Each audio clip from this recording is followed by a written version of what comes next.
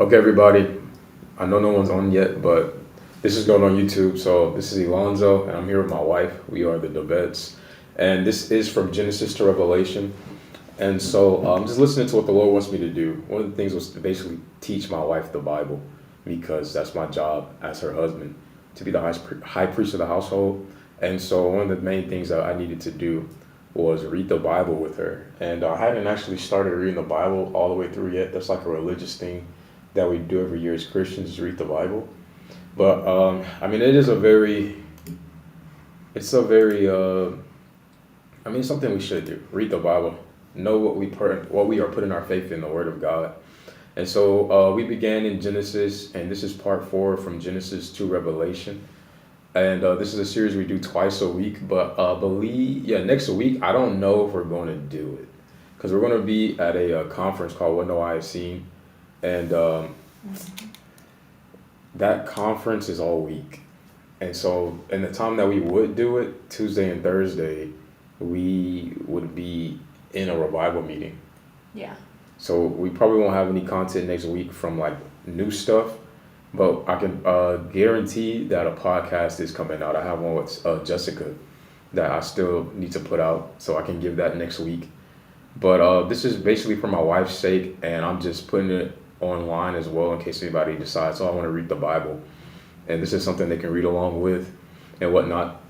And it's, I say for my wife's sake, but it's for my sake too. This is stuff that I need to stay up on and know, because it's good stuff to reference when you're preaching the Bible and teaching the Bible.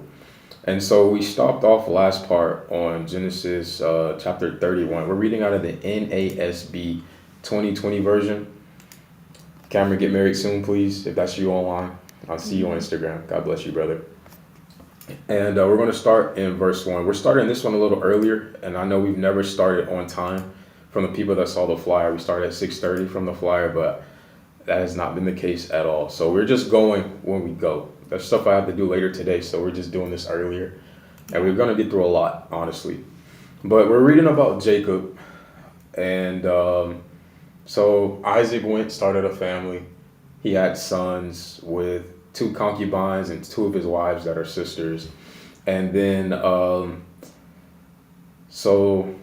Isaac, but he had 2 sons. They were twins. And then those sons, that's one of the things that I was thinking about just earlier that I'm thinking in my head I haven't actually said yet. But we pick up on Isaac's life after Abraham kind of gets old. But then Isaac goes and has 2 sons, and now Isaac can barely see. And then we pick up on Jacob. And so then Jacob's life, he takes the inheritance, he takes the blessing. Mm-hmm. Then he goes and starts a household. Now, Isaac isn't dead yet, though. It's just that we've just picked up on Jacob. And that's interesting because Jacob has already had sons now, too. So Isaac's still alive, the son of Abraham. Jacob is the one that's taking up, like, the legacy. And then Jacob has already had 11 sons. And so we stopped in Genesis 31. And let's progress with his life. It says, now Jacob heard the words of Laban's son, saying, Jacob has taken away all that was our father's, and from what belonged to our father, he has made all his wealth. And going off of last chapter, right? He wanted to leave because he had a big household, but he was still working for his uncle. And when he asked his uncle to let me leave, he wanted to take some of the wealth that he had helped his uncle to get for working from him.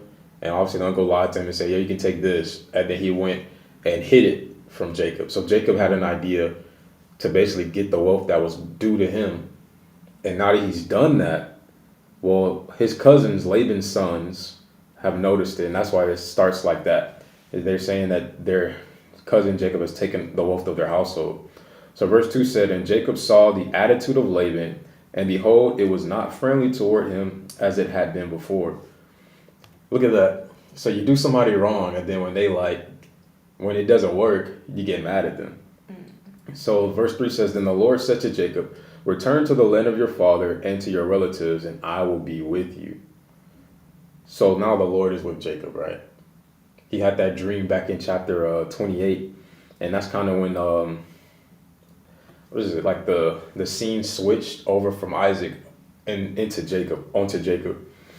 And so he got sent away because his brother wanted to kill him. So he's over here in his uncle's house. He's helped this house to grow, and now he wants to leave. And his uncle tried to trick him, but then comes to find out Jacob ends up being blessed regardless. But now his uncle hates him, and so God speaks to him and says, "Okay, go back to where you came from."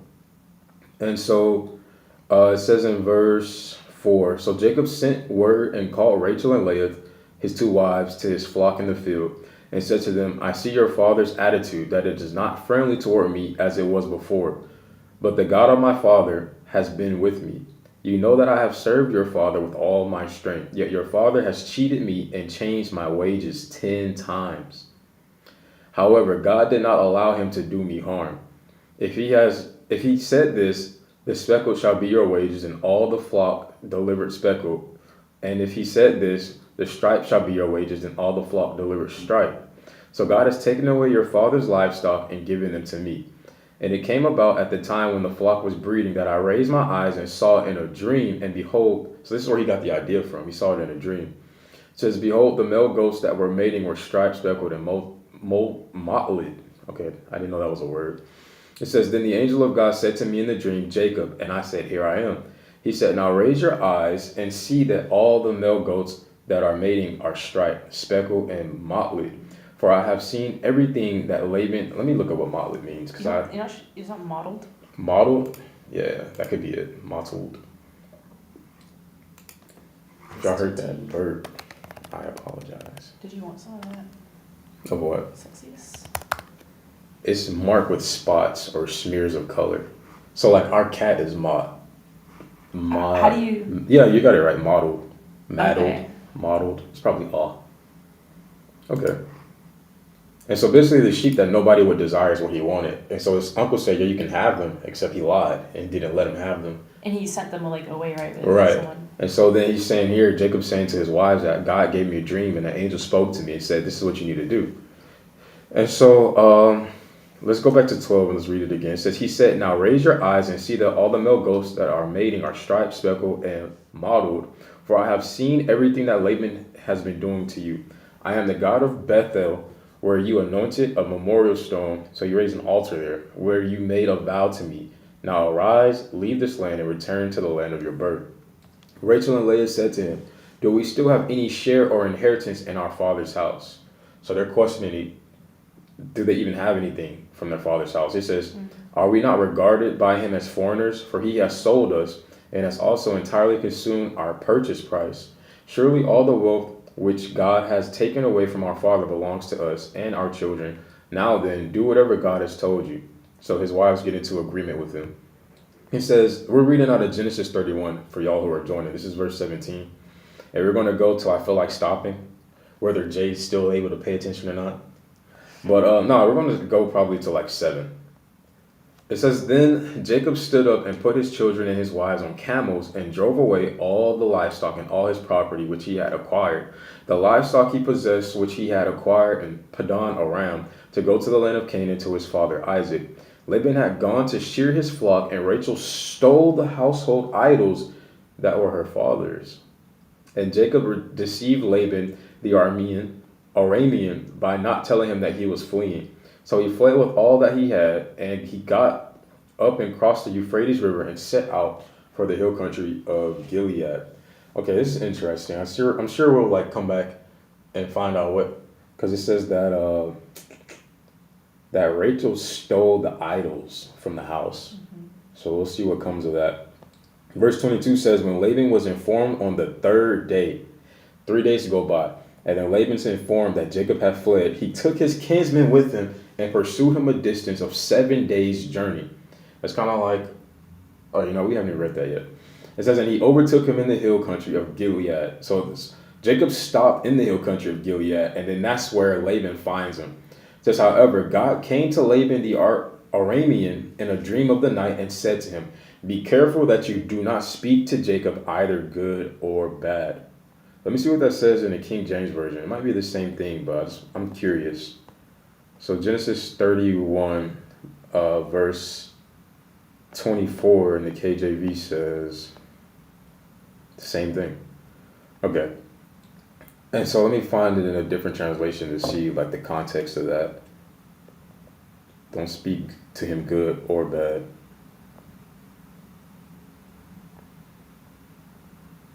Oh, it just basically means just leave him alone. Don't even talk to him. There's nothing you need to say to him. And so 25 says, and Laban caught, oh, he still went. Maybe this is just more context. And Laban caught up with Jacob. Now Jacob had pitched his tent in the hill country of Gilead, and Laban with his kinswomen camped in the hill country. Then Laban said to Jacob, what have you done by deceiving me and carrying away my daughters like captives of the sword? Why did you flee secretly and deceive me and did not tell me, so that I might have sent you away with joy and with song, with tambourine and with lyre, and did not allow me to kiss my grandchildren and my daughters? Now you have done foolishly. So this is interesting, right? Because he's acting like he hasn't been like at Jacob's neck and deceiving him and being mean to him pretty much, right? And so when he goes away, because that's what you would do. You don't expect somebody to stay somewhere where they're not being received. He catches up with him, he pursues him, right? And now he tries to talk like it's all Jacob's fault. Wait, what did he do to him again? What did he do to Jacob? When Jacob, basically he had 2 wives and 2 concubines, and he had all those kids, right? He had 11 kids with them. Yeah. All that happened while he was still working with Laban. Oh, he was working with Laban, and Laban is his uncle. His uncle. And he's even with Laban right now because when Jacob stole the birthright and the blessing from Esau wanted to kill him. And so their mother found out about it, and so she tricked Isaac to send Jacob away to her family's house. So that's how Jacob ends up in Laban's house. Oh. But when he gets to Laban's house, he likes his Laban's daughters, right? His family. But I mean, we know how that is. It's not a lot of people going around. And his mom didn't even want him to marry the women in Canaan. And so he ends up marrying his cousins, and then he builds basically a whole house. And while he's there, he's having children, and he's helping his uncle's house to basically increase because of blessings on his life. Mm-hmm. And now when he finally has a child named Joseph by his favorite wife, Rachel. And now he's like, you know what? I need to leave. I need to go and start my own house. I need to go take care of what's mine, right? So he asks his uncle to send them away because that's customary, right? Bless us so we can go. Like, when people like switch churches, they're like, okay, we're going to go. I feel the Lord leading me this way. So I want you to bless us so that we can leave in peace and all that stuff, right? But Laban was like, cool, yeah, you can do that. But Jacob didn't want to just leave. He wanted to leave with a portion of the, basically the herds that he helped Laban to even get because a blessing was on Jacob's life while he was working for Laban. Mm-hmm. So Laban even admits that, okay, I know that I've been blessed for your sake. But Laban lied to him and didn't actually allow Jacob to take anything. Because what he would have been able to take, Laban took one of Laban's sons, Jacob's cousins, and he sent them away with what would have been Jacob's. So because that happened and the Lord heard the agreement that they made, God gave Jacob a dream and told him what to do to basically get the stronger sheep and make them to have speckled, spotted, and mottled. What did we say it was? Mottled. Okay, mottled sheep. Right, the sheep that like you look at and like it looks like they're abnormal. And that's the type of sheep that you can't really sell, right? Because you shear them and then you make stuff out of their wool and stuff. And so when they have like messed up coats, it's like, okay, I can't do nothing with that. And so Jacob was like, yeah, I'll just take those. But Laban said, basically lied to him and said, okay, you can have them, but he didn't let them have them. And so because that happened, Laban got upset. And so Jacob was seeing Laban's countenance, right? His face, his attitude towards Jacob was getting worse and worse. And so then God finally speaks to Jacob and tells him to go back home. And Jacob tells his wives, they're like, yeah, you're right, because our father honestly doesn't even like us anymore either. And so they all flee. So he gets his wives into agreement, and then they all basically leave without saying anything. And so then 3 days go by, and Laban finds out, and he goes and pursues them. And that's where we are now. And so it says, God told Laban not to even speak to Jacob pretty much. And then Laban still comes up to Jacob and he basically puts all the blame on Jacob, like Jacob's doing Laban wrong. And so I think we left off on let's just read 31 again. No, let's read verse 30. Now you have indeed gone away because you longed greatly for your father's house. But why did you steal my gods? Because remember, I think it was Rachel took the idols from Laban's house. Right. says, then Jacob replied to Laban, because I was afraid, for I thought that you would take your daughters from me by force.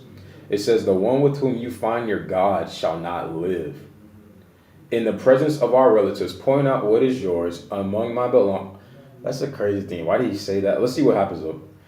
Among my belongings and take it for yourselves. It says, now Jacob did not know Rachel had stolen them. And what did he just tell Laban? The wife that you find the idols with will be the one, she'll basically die. Oh my gosh. So Laban went into Jacob's tent and into Leah's tent and into the tent of the two slave women, but he did not find them. Then he went out of Leah's tent and entered Rachel's.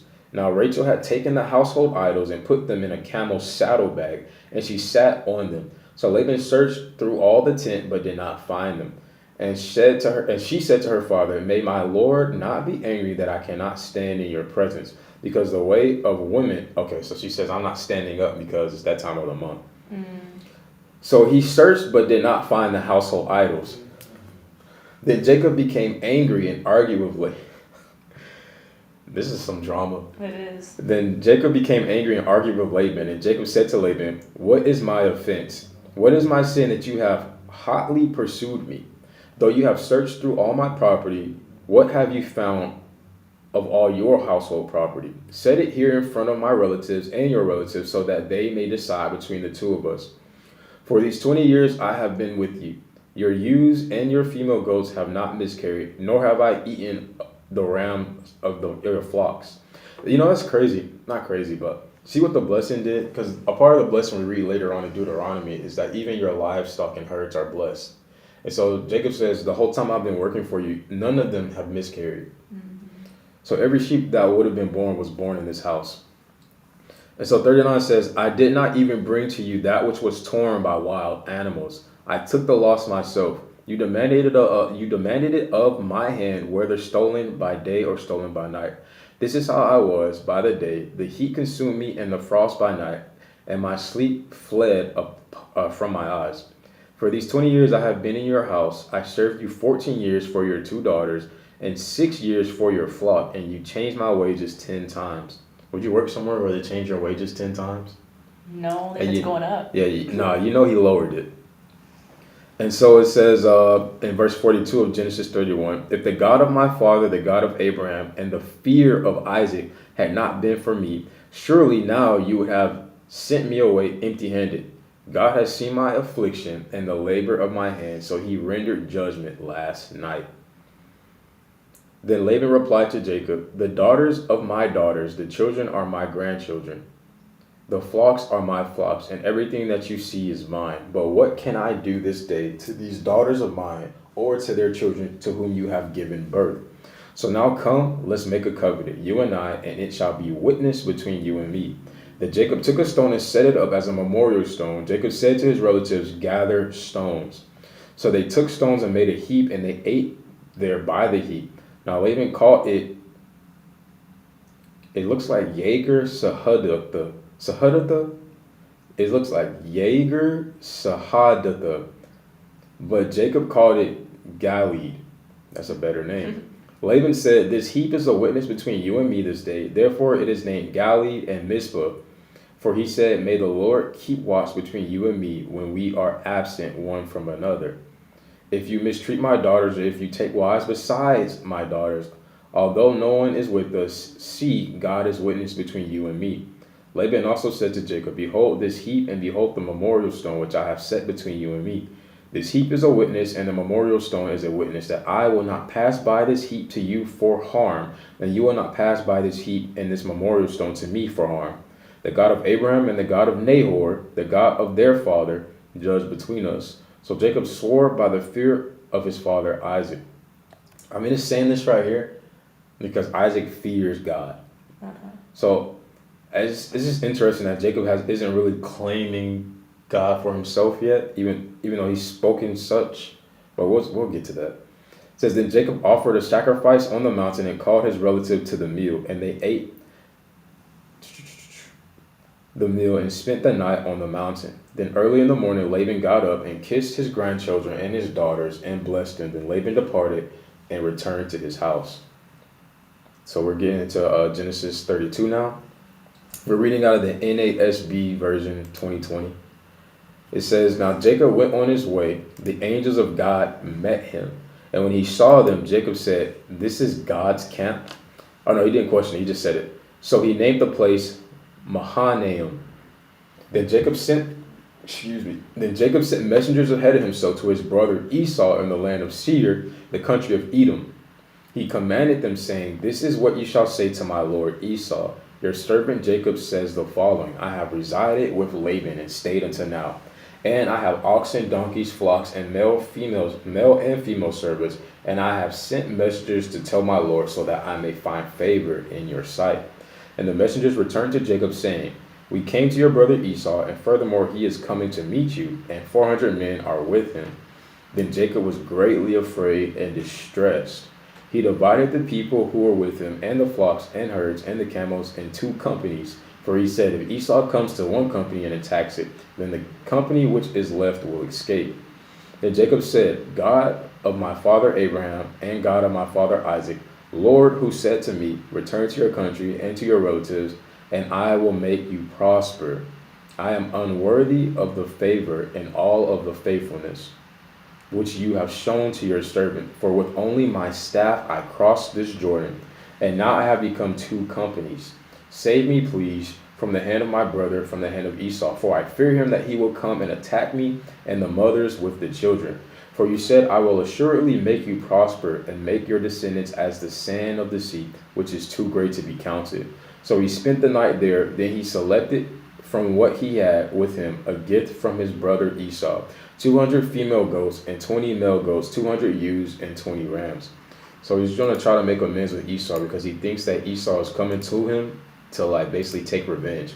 Because why in the world is Esau bringing 400 men, right? And so, where do I leave off?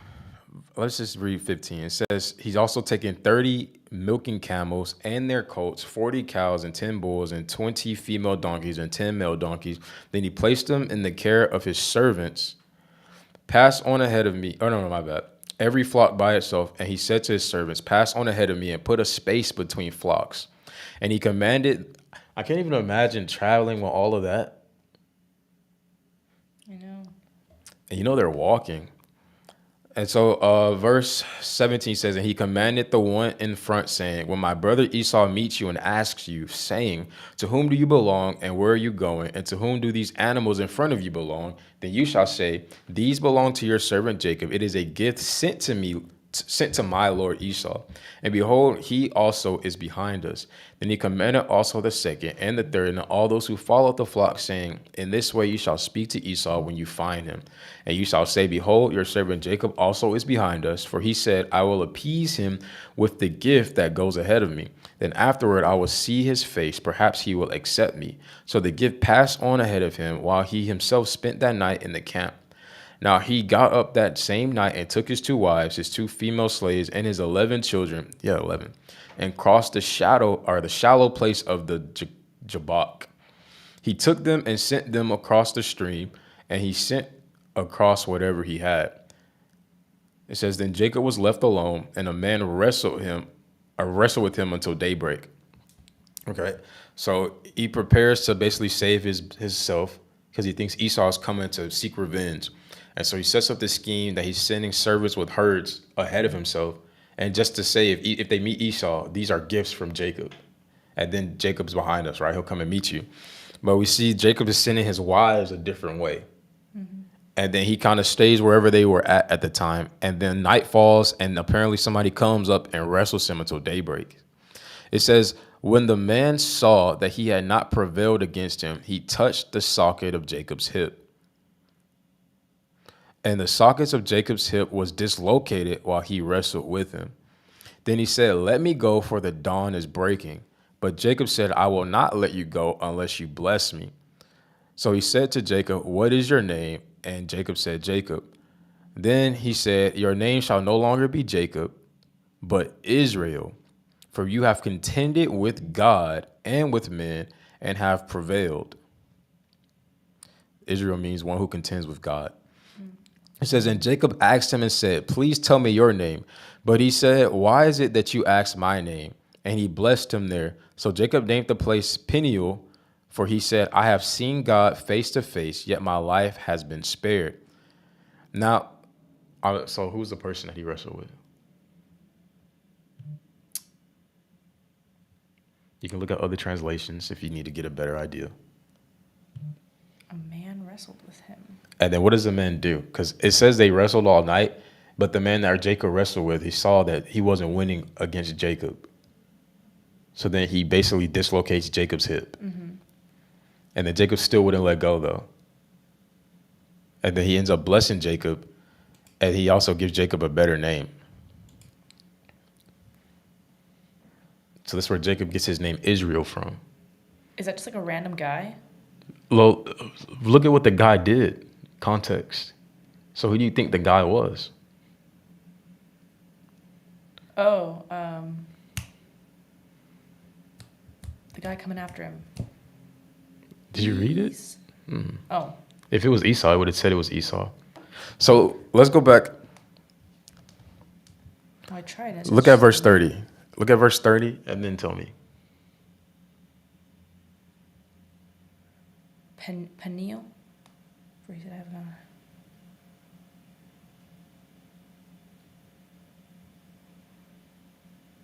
not. Penuel. So when something significant would happen at a spot or an area, they would name that area. It would be a memorial, so they'd give that place a name. So he named that place Peniel, but see, why did he name it Peniel? Keep reading verse 30. Jacob named the place Peniel, for he said, I have seen God face to face, yet my life has been spared. So who do you think he was wrestling with all night? God? Yes. So look, in the Old Testament, there's this thing called Christophany and there's this thing called theophany. And so these are Greek words, but they are basically, what they really mean is this thing is a form of. So Christ, right? Christ, like Christmas. What does a Christ and Christmas mean? Christ. Right. And so the ophany means basically form of. So when we see a Christophany, like Melchizedek was a Christophany. He was a form of Christ. Not that he was Christ, but this man, Melchizedek, he holds characteristics that are consistent with what we read about concerning Jesus. So we classify him as a Christophany. And so in Genesis 32, the man that Jacob wrestled with is a theophany. And theos is the Greek word for God. And so from the context of the entire chapter, we see that whoever he wrestled with must have been a theophany, a representation or form of God, or a form that God had taken. And so these things happen in the Old Testament because they're like prophetic. They establish principles. They establish a process from God in order for us to follow later on to basically get a reward.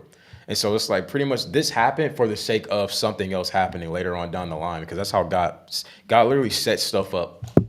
And so with everything going on right here, it's like God intentionally went to go wrestle Jacob so that he would bless Jacob and give him the name Israel. And other stuff happens, but we'll get to it. So a lot of this stuff that we read about is kind of like things happen, but it's literally like a TV show. Like it puts you on edge. Like, why? But why? Yeah, why would God hurt him though? Why would God hurt him? Yeah. He wrestled with God and he wouldn't let go. So God dislocated his hip. But he didn't know who it was, right? You know, I've actually heard somebody preach on that. When you have an encounter with the Lord, you start walking different. Oh. Because he dislocated his hip. No, that's pretty good. That's pretty good. I'm gonna have to preach that. But it just happened. But pretty much this is where Jacob's name changes to Israel. And this is where Israel gets their names from. Because we come to find out, right? The 12 sons of Jacob all together is the nation of Israel. Now, you don't want to call them the nation of Jacob. But this is prophetic, though, because what did Israel mean? It means one who wrestles with God. And that's exactly what they do. So I know we didn't finish reading the chapter. But verse 31 says, Now the sun rose upon him just as he crossed over Penuel, and he was limping on his hip. Therefore, to this day, the sons of Israel do not eat the tendon of the hip, which is on the socket of the hip, because he touched the socket of Jacob's hip in the tendon of the hip. So look at that. Look how, hey, Desiree, I'm out to read this late. Hello.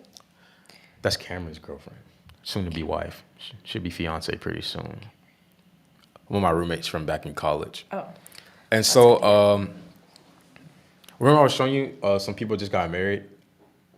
Or I was watching a YouTube video. That was her YouTube video. Oh, yeah, I did see. Yeah. And so a lot of my friends are in that video Nice. from college. And so what I want to say about verse 32.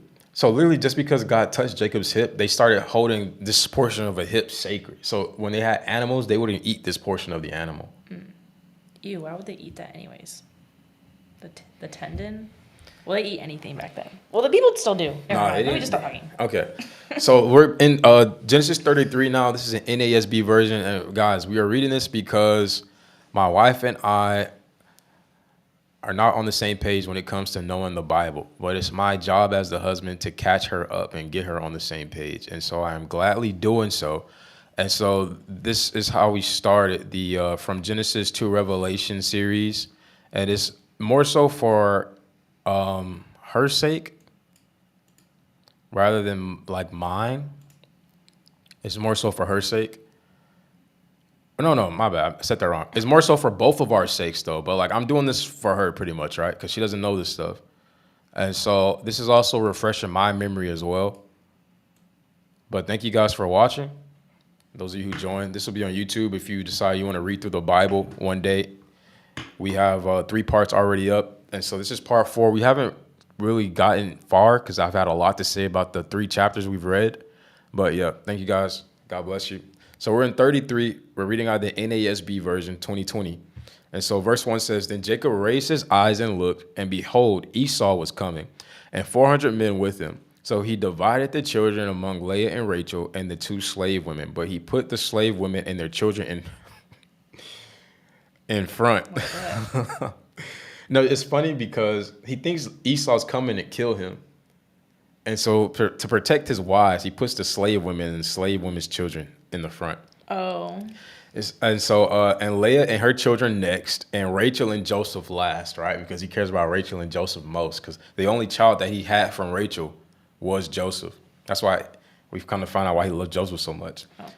It says, But he himself passed on ahead of them and bowed down to the ground 7 times until he came near to his brother. Then Esau ran to meet him and embraced him and fell on his neck and kissed him. God bless you. And so, yeah, Esau actually embraces him and kisses his neck and cries. It says, this is verse 5. He raised his eyes and saw the women and the children and said, Who are these with you? So he said, The children whom God has graciously given your servant. So he's even humbling himself in the eyes of Esau. Then the slave women came forward and with their children, and they bowed down. And Leah likewise came forward with her children and bowed down. And afterward Joseph came forward with Rachel, and they bowed down. He said, What do you mean by all this company which I have met? And he said, To find favor in your sight, my lord. But Esau said, I have plenty, my brother. Let what you have be your own. Jacob said, No, please. If now I have found favor in your sight, then accept my gift from my hand. For I see your face as one sees the face of God. He's literally capping. And you have received me favorably. Please accept my gift, which has been brought to you, because God has dealt graciously with me, and because I have plenty. So he urged him, and he accepted it. He forced him to take the blessing. She says, You're funny and good in God's timing. Amen. I'm glad you guys are still together, if anything. 12. Then Esau said, Let's journey on and go, and I will go ahead of you. But he said to him, My Lord knows that the children are frail, and that the flocks and herds that are nursing are a matter of concern to me. And if they are driven hard just one day, all the flocks will die. Please let my Lord pass on ahead of his servant, and I will proceed at my leisure, at the pace of the cattle that are ahead of me, and at the pace of the children, until I come to my Lord at Seir. So he's saying Esau wants them to walk together. And Jacob's like, no, because, I got these kids and the young sheep and all that stuff. They're pretty weak. And if we really press them hard it'll be bad. So it's like, how about you just go ahead of me, Esau, back to where you came from, Seir. And he says, I'll meet up with you there. And so then Esau said, please let me leave with you some of the people who are with me.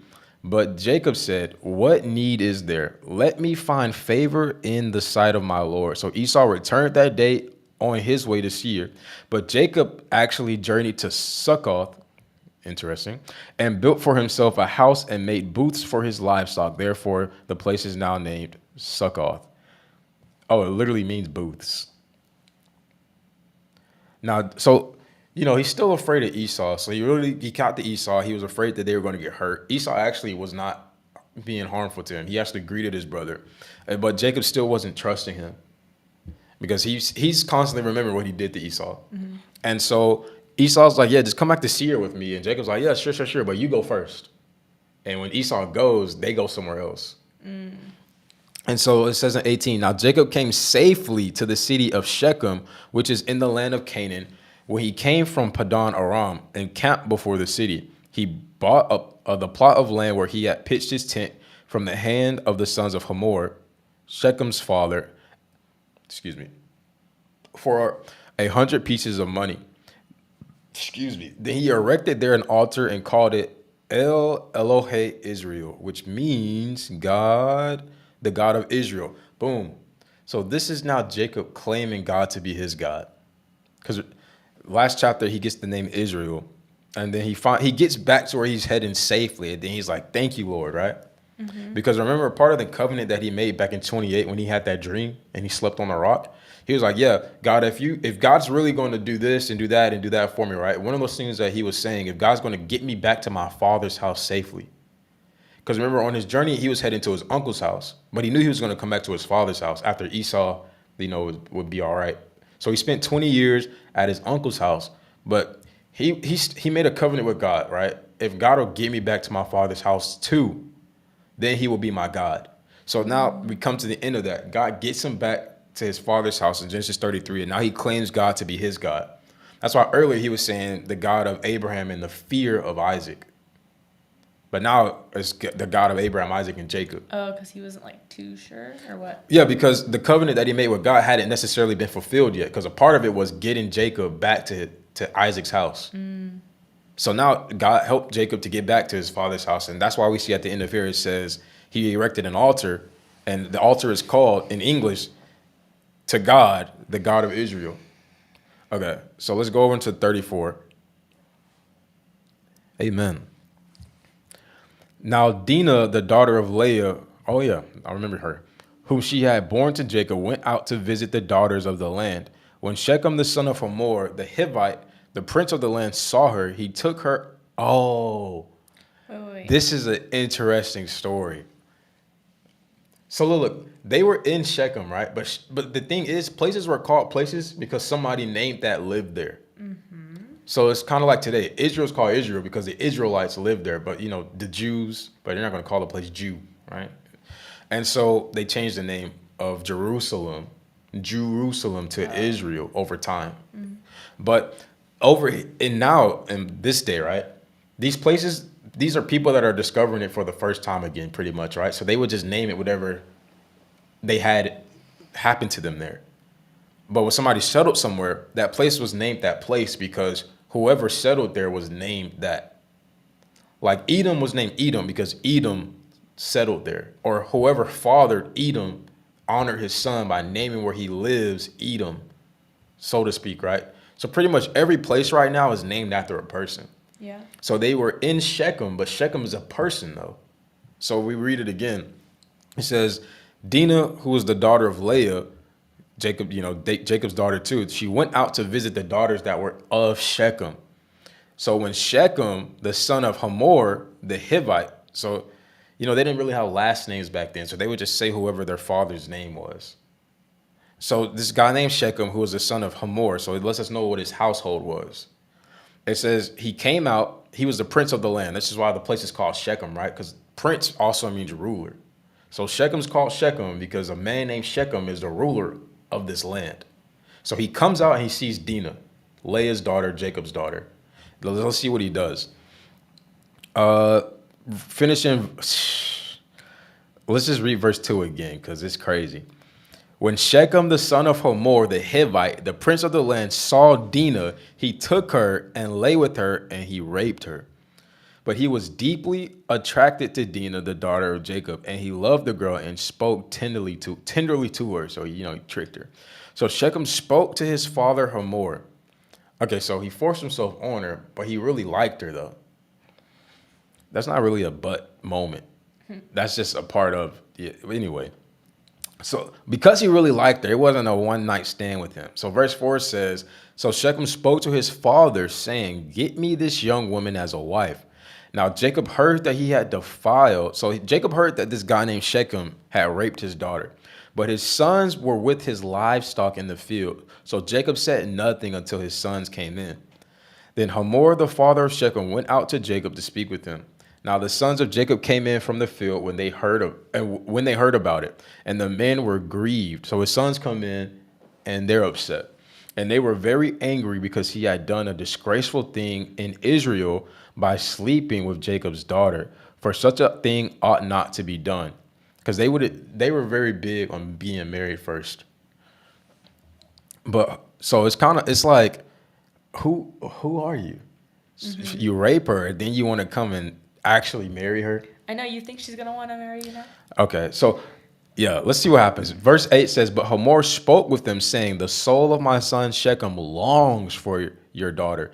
Please give her to him in marriage and intermarry with us.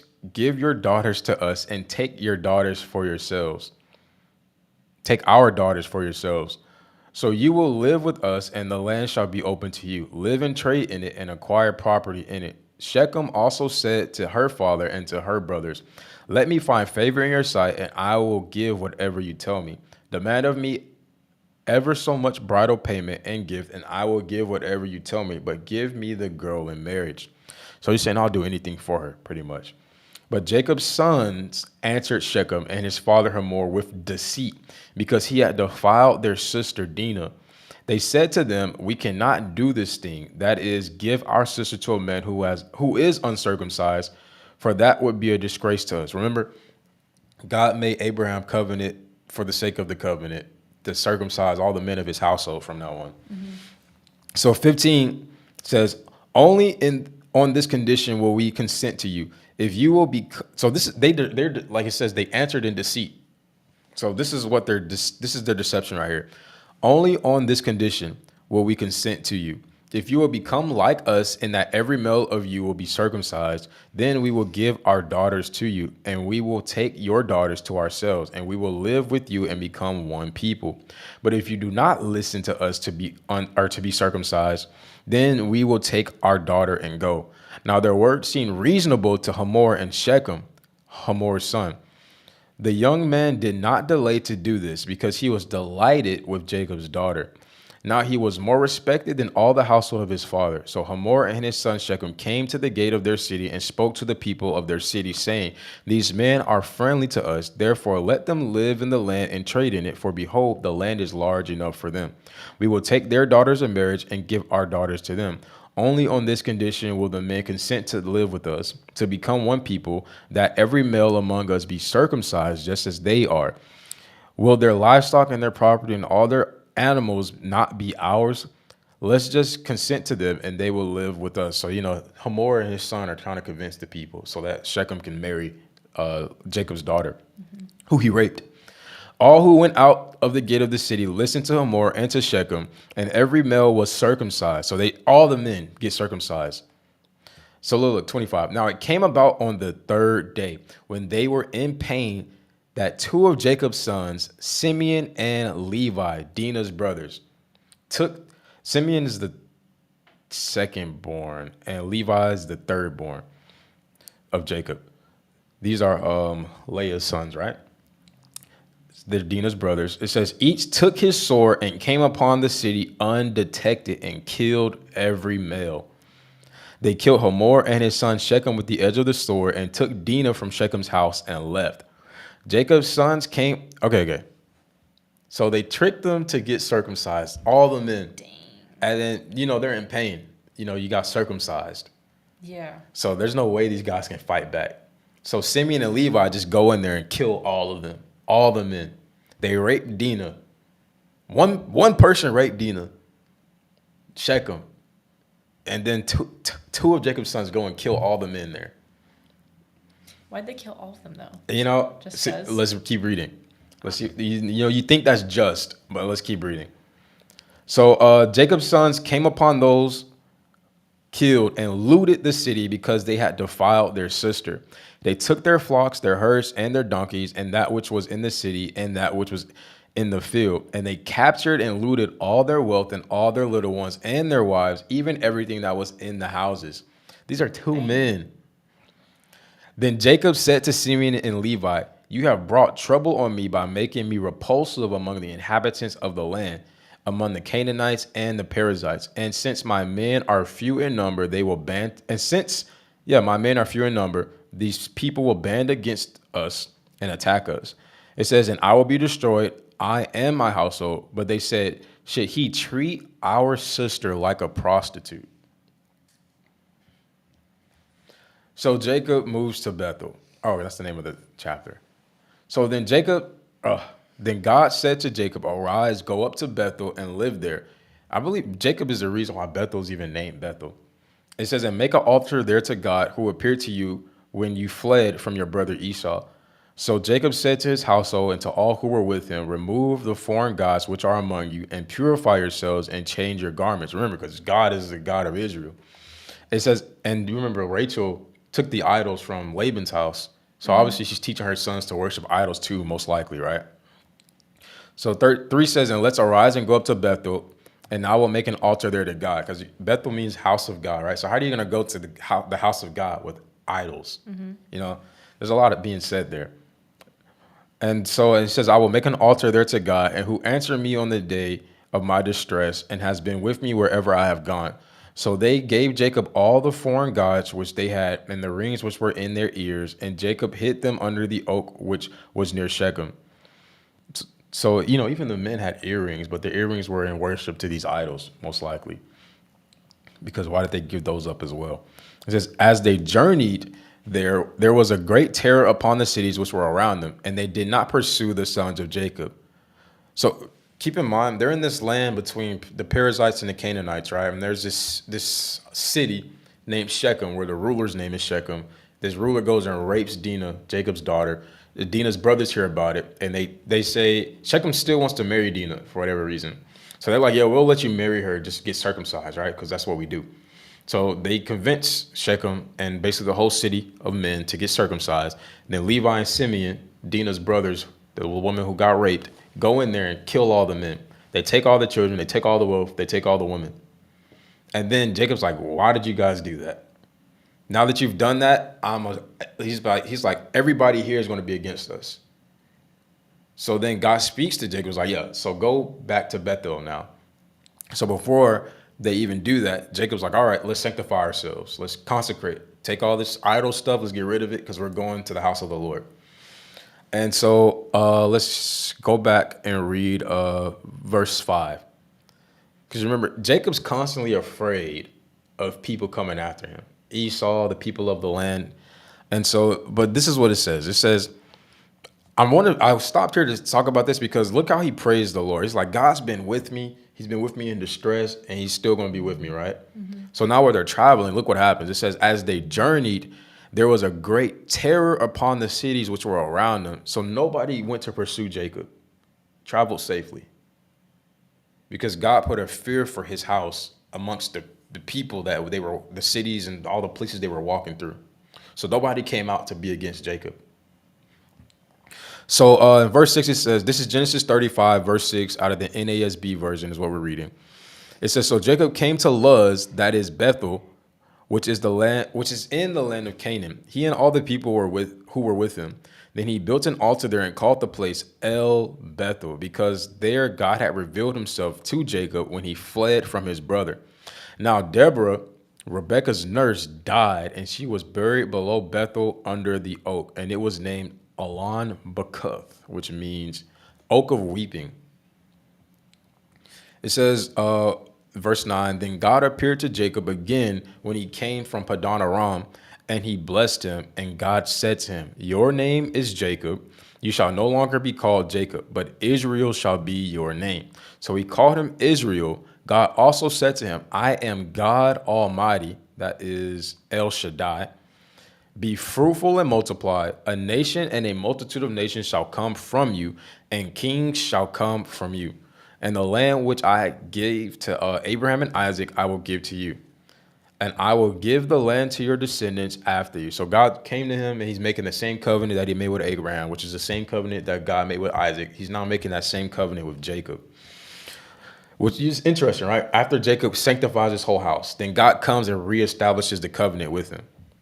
It says in verse 15, "Then God went up from him at the place where he had spoken with him." So Jacob set up a memorial stone in the place where he had spoken with him, a memorial of stone, and he poured out a drink offering on it. He also poured oil on it. And Jacob named the place where God had spoken with him Bethel. Then they journeyed on from Bethel, but when there was still some distance to go to Ephrath, Rachel began to give birth, and she suffered severe difficulties in her labor, thanks to Eve. And when she was suffering severe difficulties in her labor, the midwife said to her, "Do not fear, for you have another son." And it came about as her soul was departing for she died, that she named him Benoni. But his father called him Benjamin, which means son of my right hand. You know, Bath means she. Bath in Hebrew means she. And then Ben means son. You know, I don't know where I was going with that. You know, I was in my head, I was thinking Bath means daughter. Let me see, actually.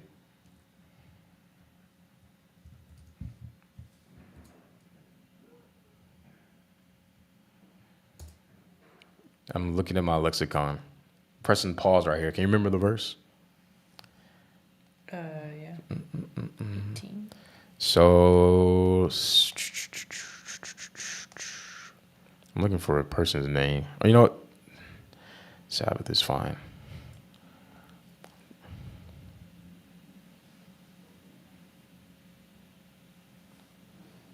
That is not what I'm looking for. Let's go to Samuel.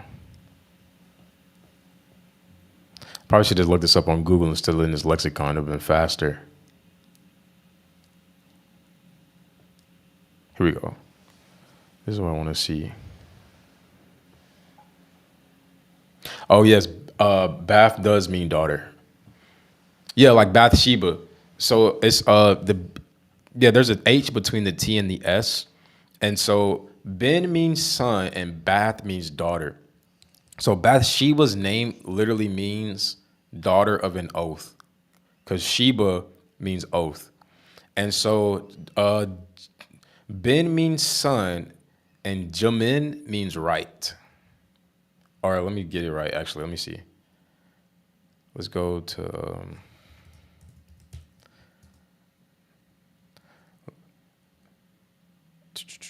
So Benjamin... Yes, Ben means son, and then the Jamin part, or Yamin, means right hand. Okay. So Rachel has two sons, right? Let me see if I can remember this. So Jacob has 12 sons in total. We all know that, the 12 tribes of Israel.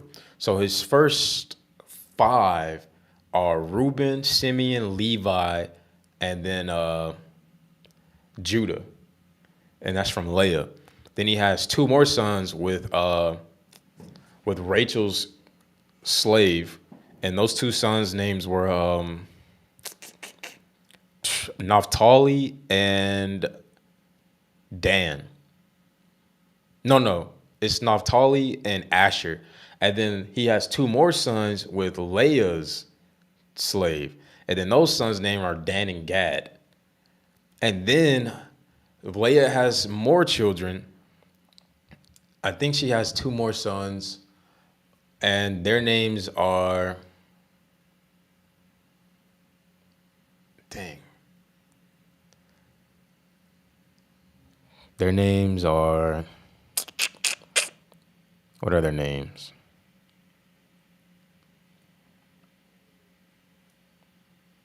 I'm drawing a blank. I forget the other two sons' names. We'll figure out later. But then after that, Leah gives him two more sons, and then no, Issachar and dang, what's his brother's I don't even know name? how you remember all that. She gives him Issachar and something else, but Was it the name you said earlier? I'm missing one. Either way, then Rachel finally gives Jake. Rachel's his favorite wife, so Rachel finally gives Jacob a son, and that's Joseph. So this is why he loves Joseph so much. But then Rachel is pregnant again, right? She gives birth to another son, but she dies after that. And this guy's name is Benjamin.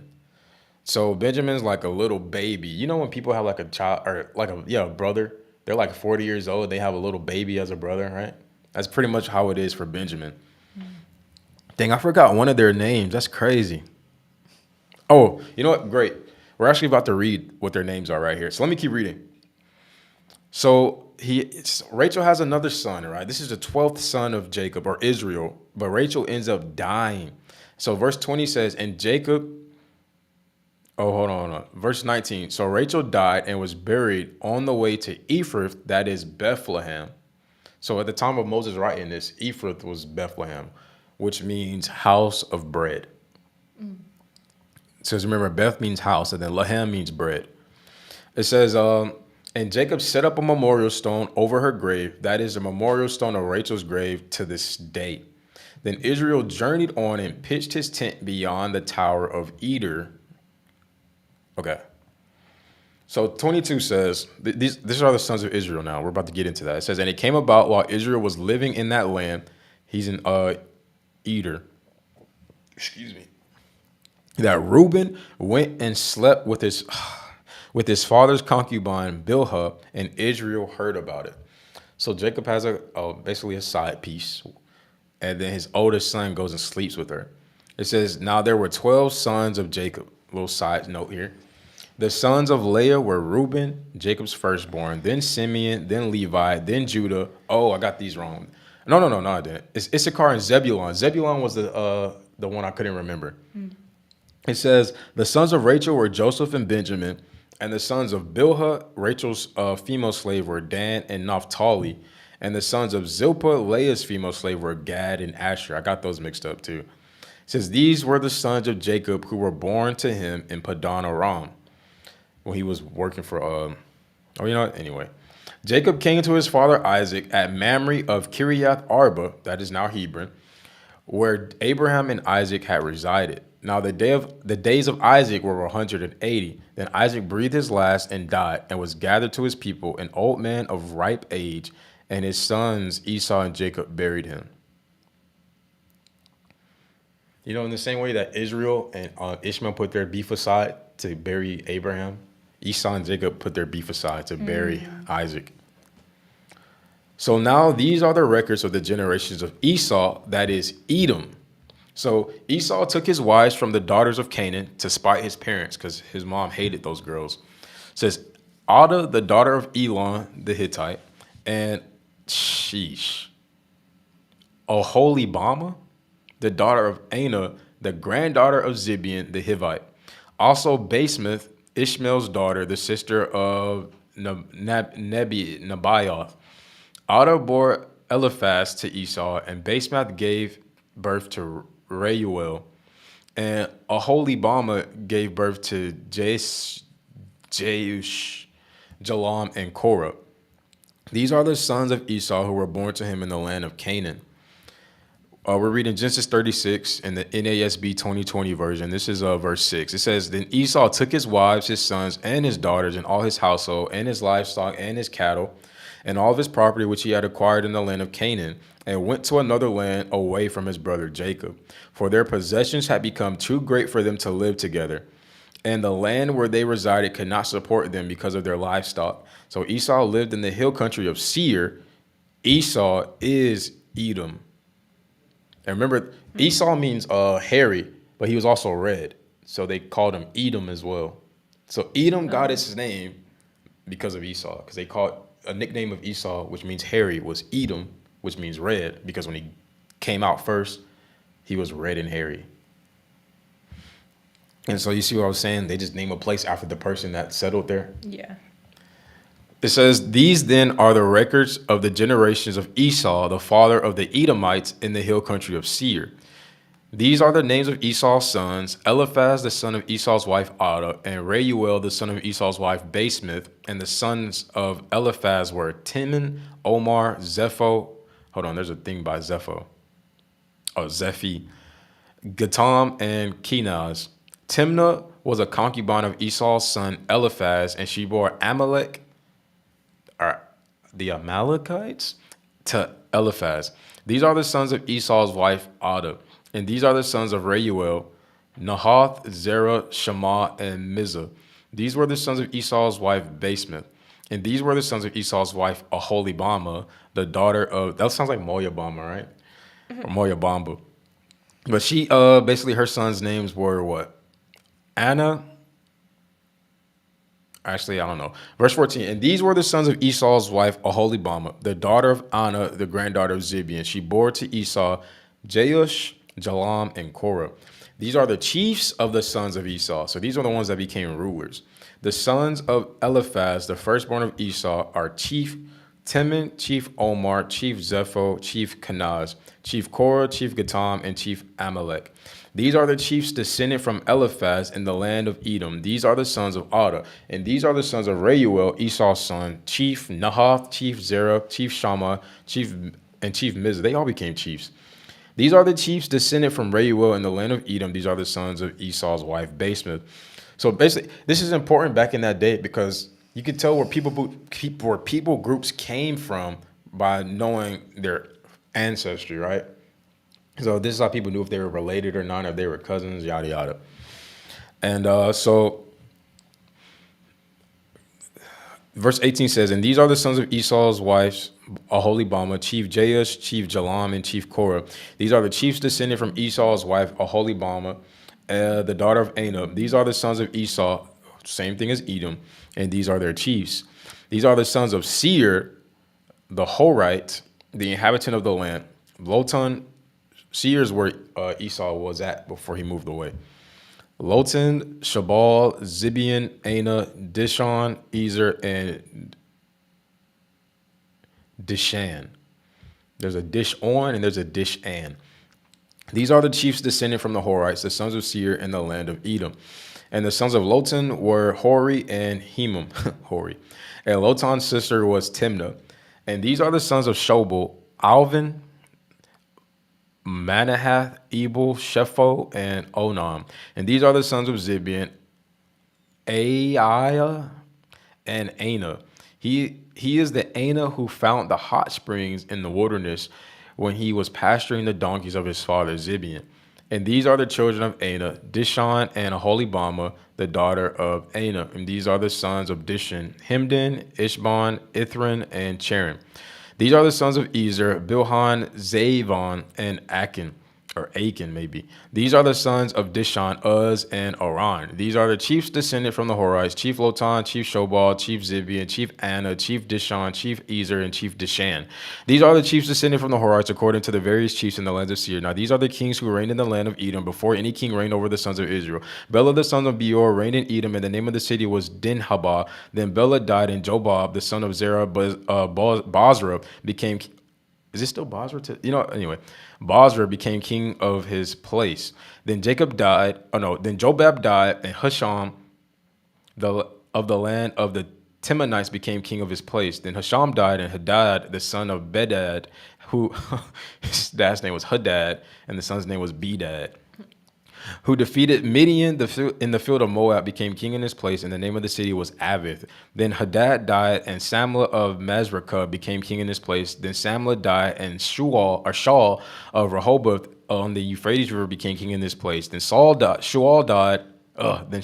died, and Baal Hanan, the son of Akbor, became king in his place. Then Baal Hanan, the son of Akbor, died, and Hader became king in his place. And then the name of the city was Pau, which means, never mind, it doesn't tell us what it means. And his wife's name was Mehetabel, the daughter of Matrid. daughter of Mezahab. There we go.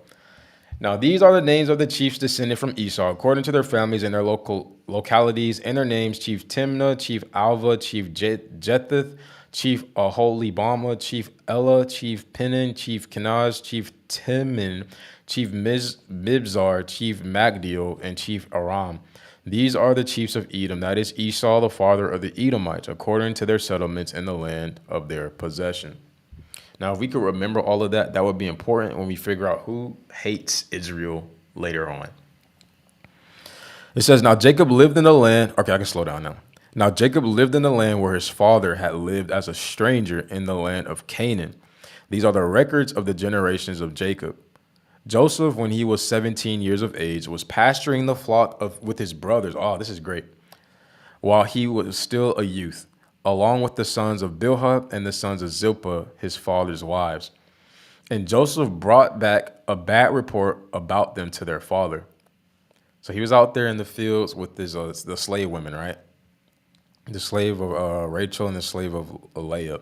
And so he comes back and he's like, man, these women ain't no good, Dad.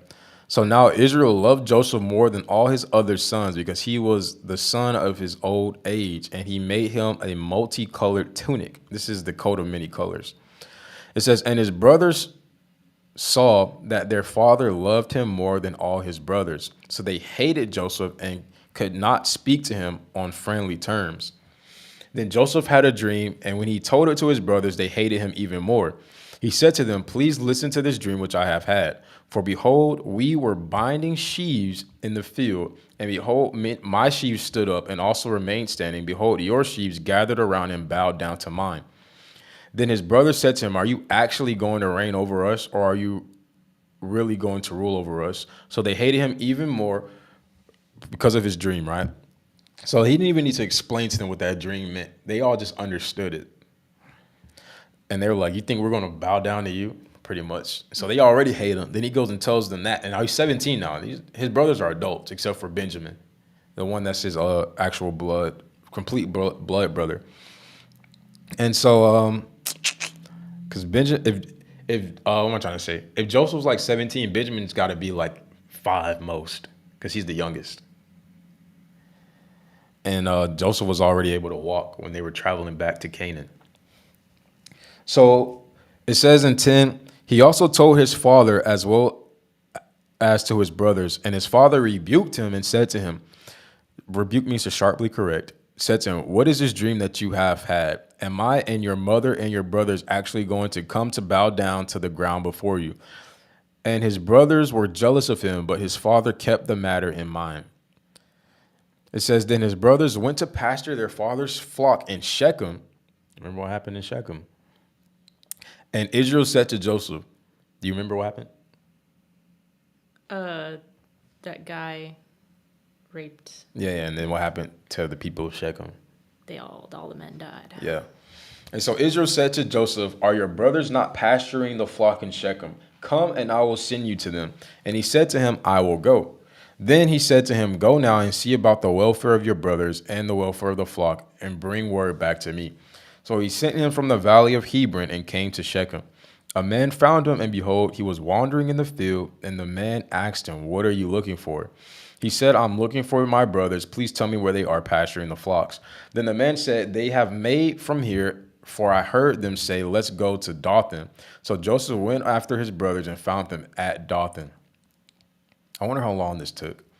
When they saw him from a distance, and before he came closer to them, they plotted against him to put him to death. Hey, we're just reading the Bible. We're in Genesis 37, reading out the NASB version, 2020 NASB. It says, here comes the dreamer. Oh, no, wait. Let's read 18. It says, when he saw him from a distance, or when they saw Joseph from a distance, and before Joseph came closer to them, they plotted against him to put him to death. They said to one another, here comes this dreamer. Now then, come and let's kill him and throw him into one of the pits, and we will say, a vicious animal devoured him. Then we will see that what will become of these dreams. But Reuben heard this and rescued him out of their hands by saying, let's not take his life. Reuben's the oldest, right? Then Reuben said to them, shed no blood. Throw him into a pit that is in the wilderness, but do not lay a hand on him, so that after he might be rescued. So after that, Reuben thought that he would rescue him out of the pit and return him to their father. So it came about when Joseph reached his brothers that they stripped Joseph of his tunic, because he had that thing on him. And this is verse 24 now. And they took him and threw him into the pit. Now the pit was empty without any water in it. Dang, so they threw him into a dry pit. He hit the ground and all that, right? There was no water to break his fall.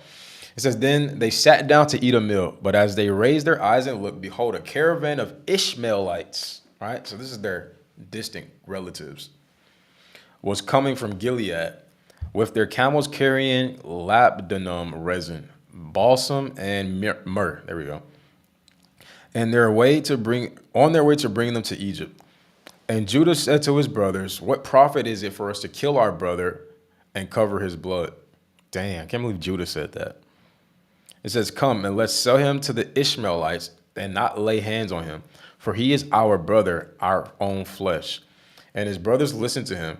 Then some Midianite traders passed by, so they pulled him out and lifted Joseph out of the pit and sold him to the Ishmaelites for 20 shekels of silver. Hold on. How much did was it 30 or 20? What? How much 20. silver did Judas sell Jesus for? I think it was 20. Or no. I think it was less than that. Maybe not. Let me see. No, yeah, it was 30 pieces 30. for in Judas's betrayal case. All right, so they sold Joseph for 20 shekels into slavery. So they brought Joseph into Egypt. So now Reuben returned to the pit, and behold, Joseph was not in the pit, so he tore his garments. He returned to his brothers and said, the boy is not there. As for me, where am I to go? So they took Joseph's tunic and slaughtered a male goat and dipped the tunic in blood. And they sent the multicolored tunic and brought it to their father and said, we found this. Please examine it to see whether it is your son's tunic or not. Then he examined it and said, it is my son's tunic. A vicious animal has devoured him. Joseph has surely been torn to pieces. So Jacob tore his clothes and put on a sackcloth undergarment over his waist and mourned over his son for many days. Then all his sons and all his daughters got up to comfort him, but he refused to be comforted. And he said, surely I will go down to Sheol, hell, or after the grave, in mourning for my son. So his father wept for him. Meanwhile, the Midianites sold him in Egypt to Potiphar, Pharaoh's officer, the captain of the bodyguard. Okay, so Joseph gets sold into slavery at 17 because his brothers hate him. He has a dream that he's basically gonna rule over them, right? And so they already hate him because Jacob, their father, likes him most, right? Which would make sense in Jacob's case. Not that he has any justification for liking him most, but we see that was bound to happen whenever Rachel finally gave him a son, right? Because he loved Rachel more. And so, long story short, Joseph 17, he's a dreamer. His brothers hate him. They want to kill him, and they end up selling him into slavery, though. Okay. And now he's in slavery in Egypt in the house of a man named Potiphar who works for the Pharaoh. And so it came about at the time that Judah departed from his brothers and visited a certain Adulamite, one whose name was Hira. Judah saw there a daughter of a certain Canaanite whose name was Shua. And he took her as a wife and had relations with her. And she conceived and gave birth to a son, and he named him That's funny because means error. That's where we get error word from, right? It's Oh, I know this story too. Okay. Then she conceived again and gave birth to a son, and she named him Onan. She gave birth to yet another son and named him Shelah, or Shelah. And it was at Chezib that she gave birth to him. Now Judah took a wife for his firstborn, and and her name was Tamar. But Judah's firstborn, was evil in the sight of the Lord. So this is how gets taken into the context of being wrong. Because why? Judah's son was evil in the sight of the Lord, so the Lord took his life. Wait a minute. Why? Because was evil in the sight of the Lord. So let's keep in mind, right? Up until this point, none of the mothers wanted for their sons to take a wife from the land of Canaan because the women of Canaan were terrible women. But here comes Judah, and he does the exact thing that none of his other relatives have done on his dad's side, right? Or well, maybe not in Esau's case, but none of the women from Abraham's, wherever Abraham came from, I think Abraham was in Uz. None of those women, not Sarah, not Rebecca, not Rachel, not Leah, wanted their sons to marry the women of Canaan. And as soon as one of them does that, Judah, he has a son named his firstborn, and his firstborn was evil in the sight of the Lord to the point where God made him to die. Okay? It says, then Judah said to Onan, have relations with your brother's wife, Tamar, and perform your duty as a brother-in-law to her and raise up a child for your brother. Okay, so there's this thing that happens where if or let's say like this, if a brother does not leave a son or a child, so to speak, right? But it's supposed to be a son. If he dies before that happens, then the closest relative comes, and this is the kinsman redeemer. He goes and he basically has a child, and that child will be accounted to for the dead brothers. So he's supposed to now know his brother's wife, the widow, and have a son for his brother's stead. So this is what Onan's supposed to do for to Tamar. He's supposed to have sex with Tamar, the widow of his older brother, in order to leave a son in the name of his older brother. That's a custom. And that's basically that's basically what the book of Ruth is about too. Because Naomi she has a husband that dies, and she has 2 sons that die, and they don't leave her any children. But Ruth decides to stay. So they need a kinsman redeemer, but Ruth is actually not a Jew. But that's another topic. We'll get there when we get there. So this is where that concept comes from in Ruth, though. So now Onan knew that the child would not be his. So when he had relations with his brother's wife, he wasted his seed on the ground so that he would not give a child to his brother. So somewhere in Onan, he didn't want his firstborn to be accounted as his brother's, who was evil, and all that stuff, right? So he doesn't finish inside of Tamar. Now let's look what happens. So in verse 10, but what he did was displeasing in the sight of the Lord, so he took Onan's life too. Then Judah said to his daughter-in-law Tamar, remain a widow in your father's house until my son Shelah grows up, which is crazy. For he thought, I am afraid that he too may die like his brothers. So Tamar went and lived in her father's house. Now, after a considerable time, Shua's daughter, the wife of Judah, died. And when the time of mourning was ended, Judah went up to sheep shearers at Timnah, he and his friend Hara, the Adullamite. And Tamar was told, behold, your father-in-law is going up to Timnah to shear his sheep. So she removed her widow's garments, so widows had garments, so people would know, and she covered herself with a veil and wrapped herself and sat in the gateway of Enaim, which is on the road to Timnah. So they're on the way to Timnah, right? So she goes and she sits at a gate that's on the way to Timnah. She disguised herself. For she saw that Shelah had grown up, and she had not been given to him as a wife.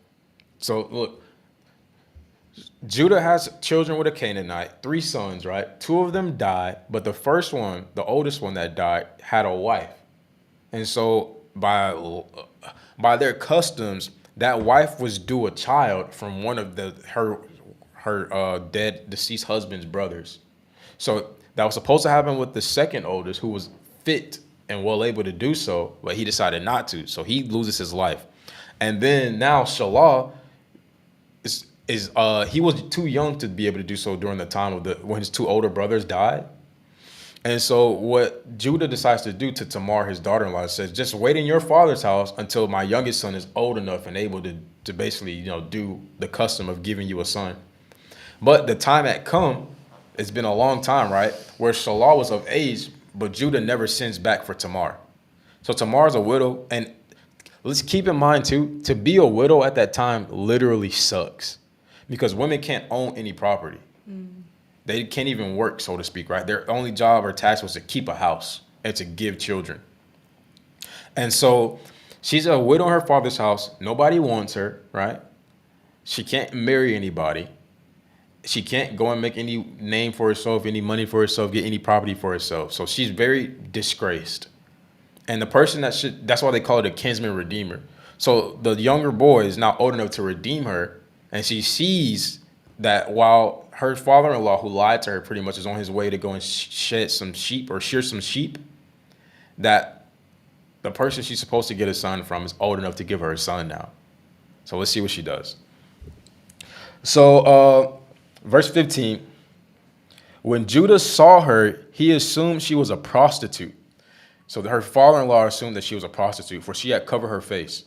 So he turned aside to her by the road. And this is funny because Judah's wife just died. And he's already having sex with prostitutes. Oh. And so that's what that means. He turned aside to her by the road and said, "Here, now let me have relations with you." For he did not know that she was his daughter-in-law. She said, "What will you give me that you may have relations with me?" He said, "Therefore I will send you a young goat from the flock." She then said, "Will you give a pledge until you send it?" He said, "What pledge shall I give you?" And she said, "Your seal and your cord and your staff that is in your hand." So she gave them to her and had relations with her. So he gave them to her and then they had sex and then she conceived. She had a child, right? Then she got up and departed and removed her veil and put on her widow's garments. Then Judah sent the young goat by his friend, the Adulamite, to receive the pledge from the woman's hand, but he did not find her. He asked the people of her place, saying, "Where is the temple prostitute that was at the road?" But they said, "There has been no temple prostitute here." So he returned to Judah and said, "I did not find her." And furthermore, the people of the place said there's no person like that. Then Judah said, "Let her keep them, otherwise we will become a laughing stock. After all, I sent this young goat, but you did not find her." Now it was about 3 months later that Judah was informed, "Your daughter-in-law Tamar has prostituted herself, and behold, she is also pregnant by prostitution." And then Judah said, "Bring her out to have her burned," right? Because that's disgraceful to the house, he thinks, right? It says, "It was while she was being brought out that she sent word to her father-in-law saying, 'I am pregnant by the man to whom these things belong.'" Right, you know exactly what those things are. She also said, "Please examine and see whose signet ring and cord and staff these are." And Judah recognized him and said, "She is more righteous than I, since I did not give her to my son." And he did not have relations with her again. It came about at the time she was giving birth that, behold, there were twins in her womb. Moreover, it took place while she was giving birth that one baby put out a hand, and the midwife took it and tied a scarlet thread on his hand, saying, "This one came out first."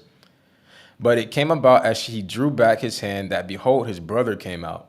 Then she said, "What a breach you have made to yourself." So his name was Perez. Afterward, his brother came out, who the scarlet thread was on his hand, and his name was Zerah. Let me see what Perez means. Oh, Perez means breach. Ah, so there's a name of God. It means, or it's Lord of the breakthrough, but the actual word for it in the Bible is Baal, because Baal means Lord, and then it's Perez, and then Zerah means what? Dawning or brightness. Okay, so let's keep reading. Genesis chapter 39.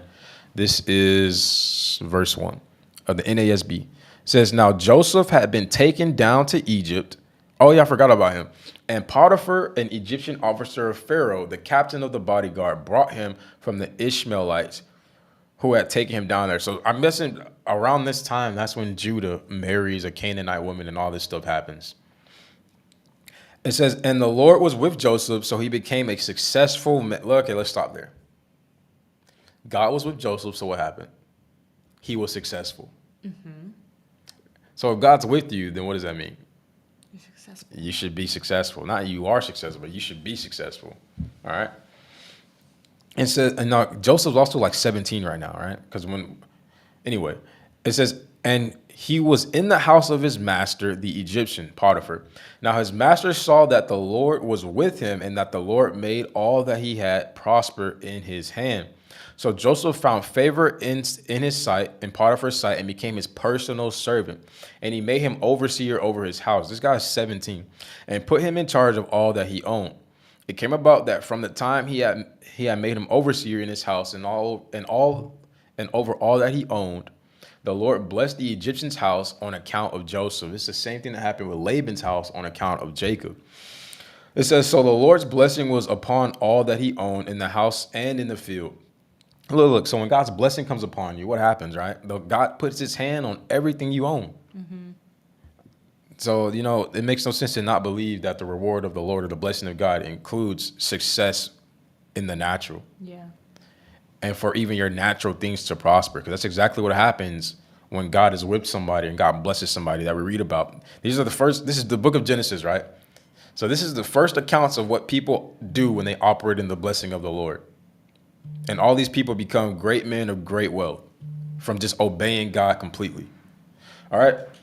And so it says in verse 6, so he left Joseph in charge of everything that he owned, and with him there he did not concern himself with anything except what he should eat.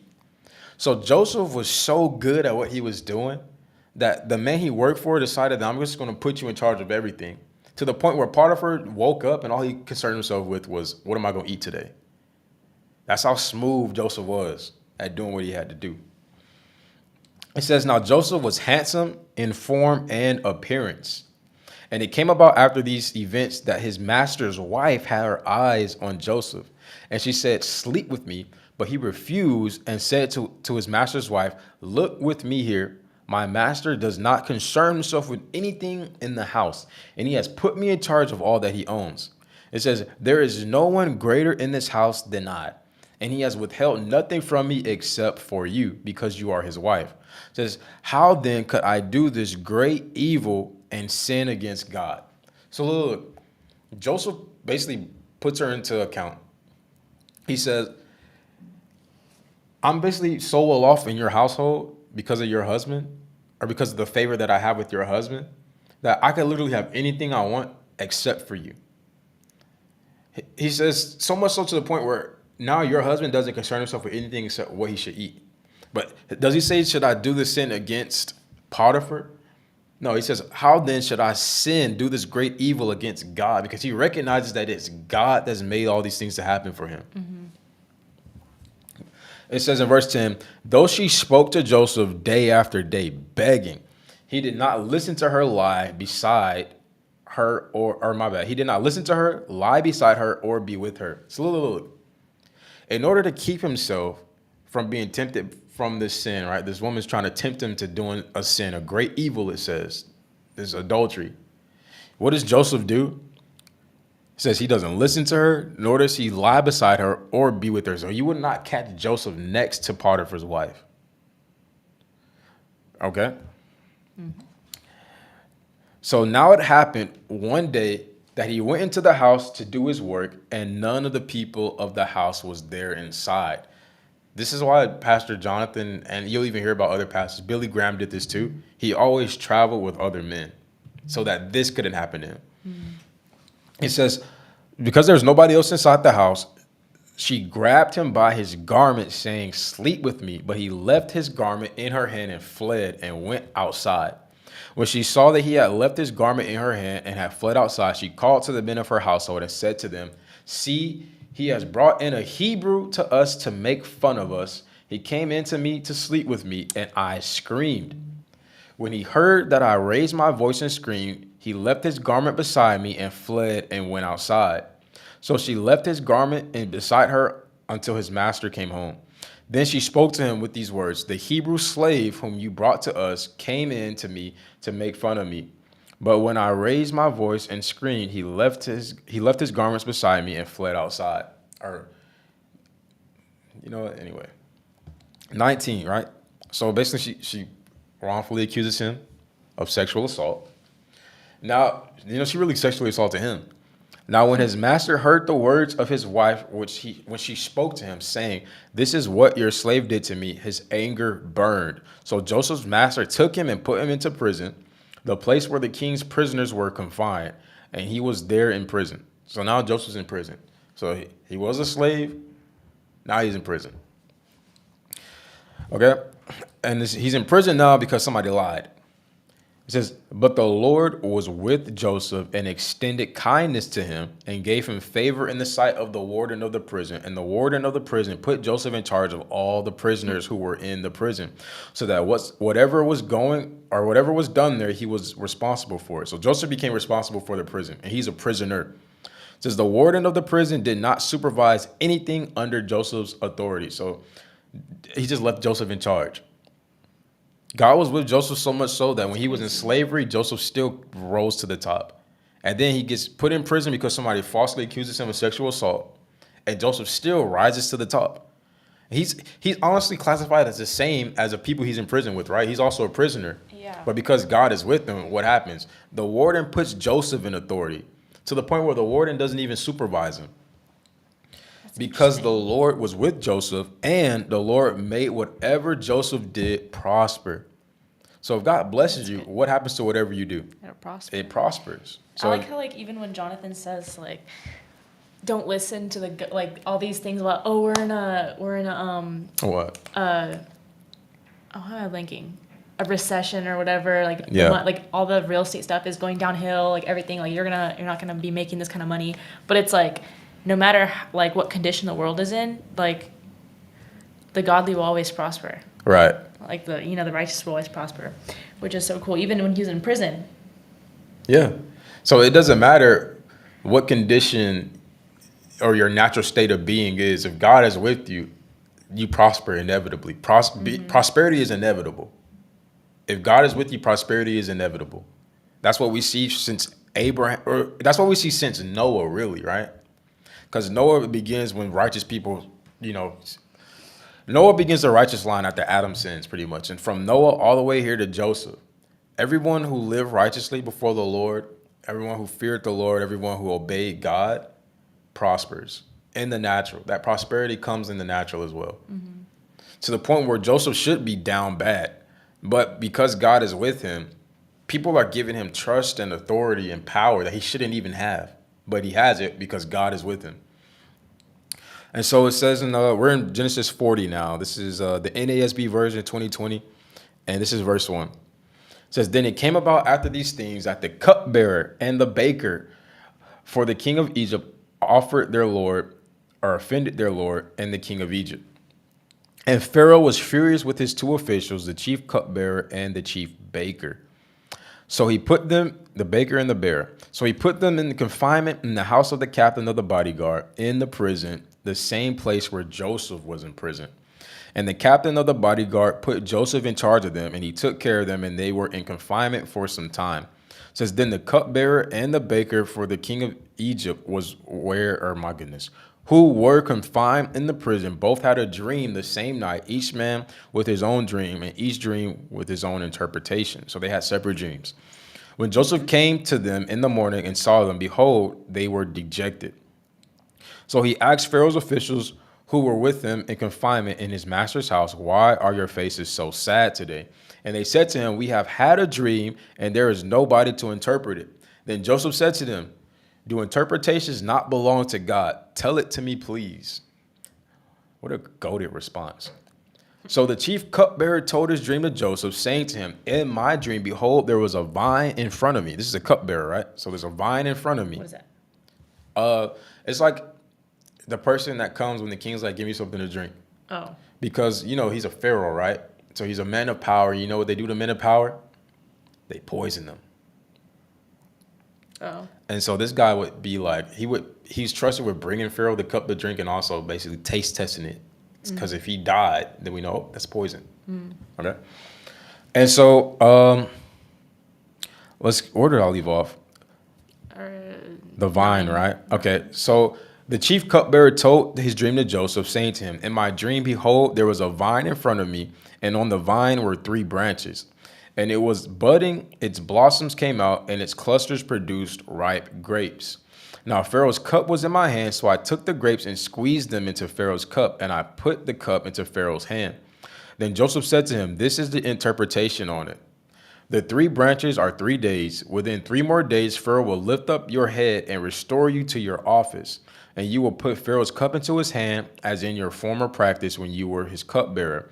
Only keep me in mind when it goes well for you, and please do kindness by mentioning me to Pharaoh and get me out of this prison. So, even though Joseph is prospering in the prison, he doesn't want to be there. And then he gives this guy an interpretation of the dream. In 3 days, you'll basically be reinstated into your position. And verse 15 says, okay. Now, Joseph, this is a word of knowledge pretty much, right? Or a word of wisdom and knowledge at the same time, really, because he got the interpretation, which is a word of knowledge on what this thing means. And then maybe it's just a word of wisdom. Yeah, because a word of wisdom is God sharing with somebody his plans, purposes, and pursuits. So what God wants to be done. And so I guess you could kind of put it in between both of them, really. But it's probably more so a word of wisdom for him to interpret the dream and then know what it means and be able to tell him what's going to happen from this dream. I feel like that wouldn't be a word of knowledge. Okay. And so, but I brought that up to say, Joseph is so sure about what this means that he says to the guy, when this happens, just mention me to Pharaoh, right? That's it. So 15 says, for I was in fact kidnapped from the land of the Hebrews, and even here I have done nothing that they should have put me into this dungeon. So look at what he says. He got sold into slavery, but he considers it he got kidnapped because, that would what am I trying to say? That would allude to the idea that he doesn't have any grudge against his brothers.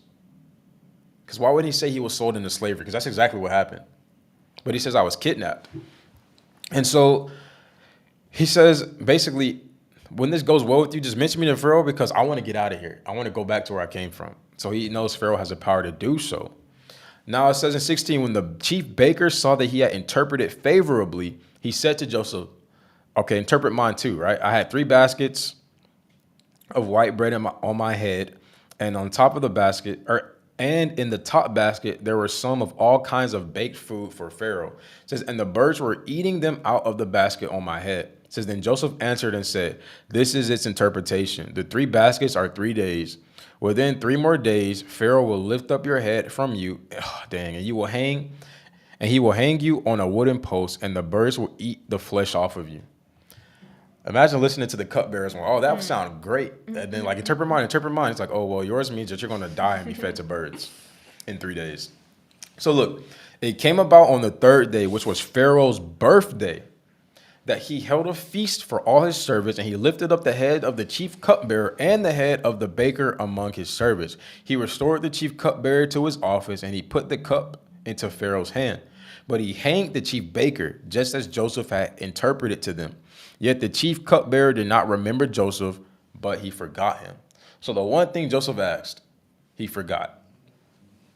And so I want to bring this up because this chapter is something that people preach a lot. Or not a lot, but people should preach a lot. But it's looking to man, right? Mm-hmm. And so Joseph did favorably as unto the Lord because God gave him the interpretation of the dreams, right? But then what does he do? He says, hey, just do me a favor now to this guy. So he's putting his trust into the arm of flesh now, or to another man now. Just remember me. But this is why we don't put our trust into other men, because what happens when it comes time to remember somebody, you forget about them. And so now Joseph is disappointed because he thought that his salvation would come from a man remembering him. Mm. And so that's all. I'll end it right there. And then I watched a TikTok video one day, and somebody brought up to mind, what does a cupbearer bear? A cup, right? What goes into the cup? Well, the juice of the vine, right? Wine, grapes, stuff, whatever, right?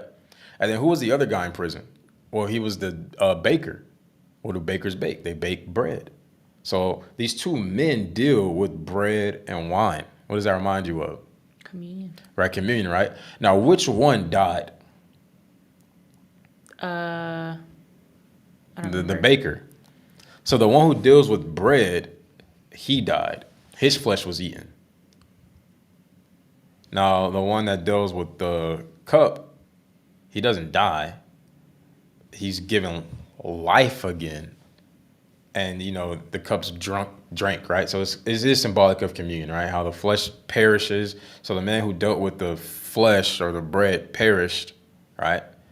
But then it's by the blood that life is given. Life is given back to the one who dealt with the wine, and wine being symbolic of the blood of Christ. There's a lot to say there. It's like 4 entendres in all of that, which means a separate meaning in the same context. But let's keep going, because I think we just lapped 10. Where do we start? 31? 31, yeah. Okay, so we're in 41 now. We could go for another hour. Are you still able to think? Yeah. Okay. Let's keep reading.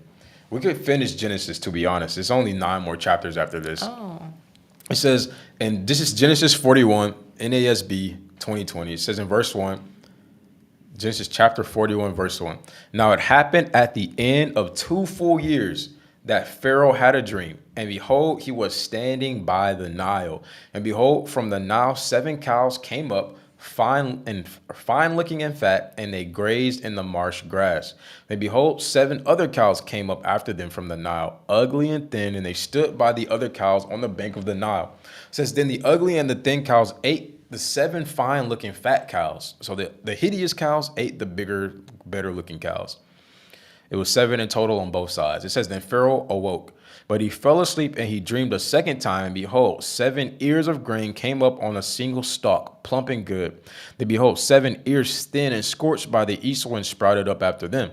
And the thin ears swallowed the 7 plump and full ears. Then Pharaoh awoke, and behold, it was a dream. Now in the morning his spirit was troubled. So he was troubled in heart, like his mind was troubled. So he sent messengers and called for all the soothsayer priests of Egypt and all its wise men. And Pharaoh told him his dreams, but there was no one who could interpret them for Pharaoh. I want to tell you this before we get even further into what's going to happen in the next book. But witchcraft magic is very real right now. All that supernatural stuff is really real. That's a day-to-day for these people, especially in Egypt. It says, then the chief cupbearer spoke to Pharaoh, saying, I would make mention today of my own offense. Wait, did I skip a verse? No, I didn't. So he called everybody that he could, the wise men and the soothsayers, right, to interpret his dream, but nobody could. It says, then the chief cupbearer spoke to Pharaoh, saying, I would make mention today of my own offenses. Pharaoh was furious with his servants, and he put me in confinement in the house of the captain of the bodyguard, both me and the chief baker. So he's reminding Pharaoh what happened to him, how he ended up in prison. It says, then we had a dream one night, he and I, me and the bread baker, right? It says, each of us dreamed according to the interpretation of his own dream. Now, our Hebrew youth was there with us, a servant. So Joseph was only 19 or 20 now, going on 20. And so now a Hebrew youth was there with us, a servant of the captain of the bodyguard. And we told him the dreams, and he interpreted our dreams for us. For each man he interpreted according to his own dream. And just as he interpreted for us, so it happened. Pharaoh restored me in my office, but he hanged the chief baker. Yeah, that's what he said to Pharaoh. Why did he hang him? It didn't tell us why. It just happened that way. But either way, exactly what Joseph prophesied, right, happened to the men. Let me get some of that. Thank you.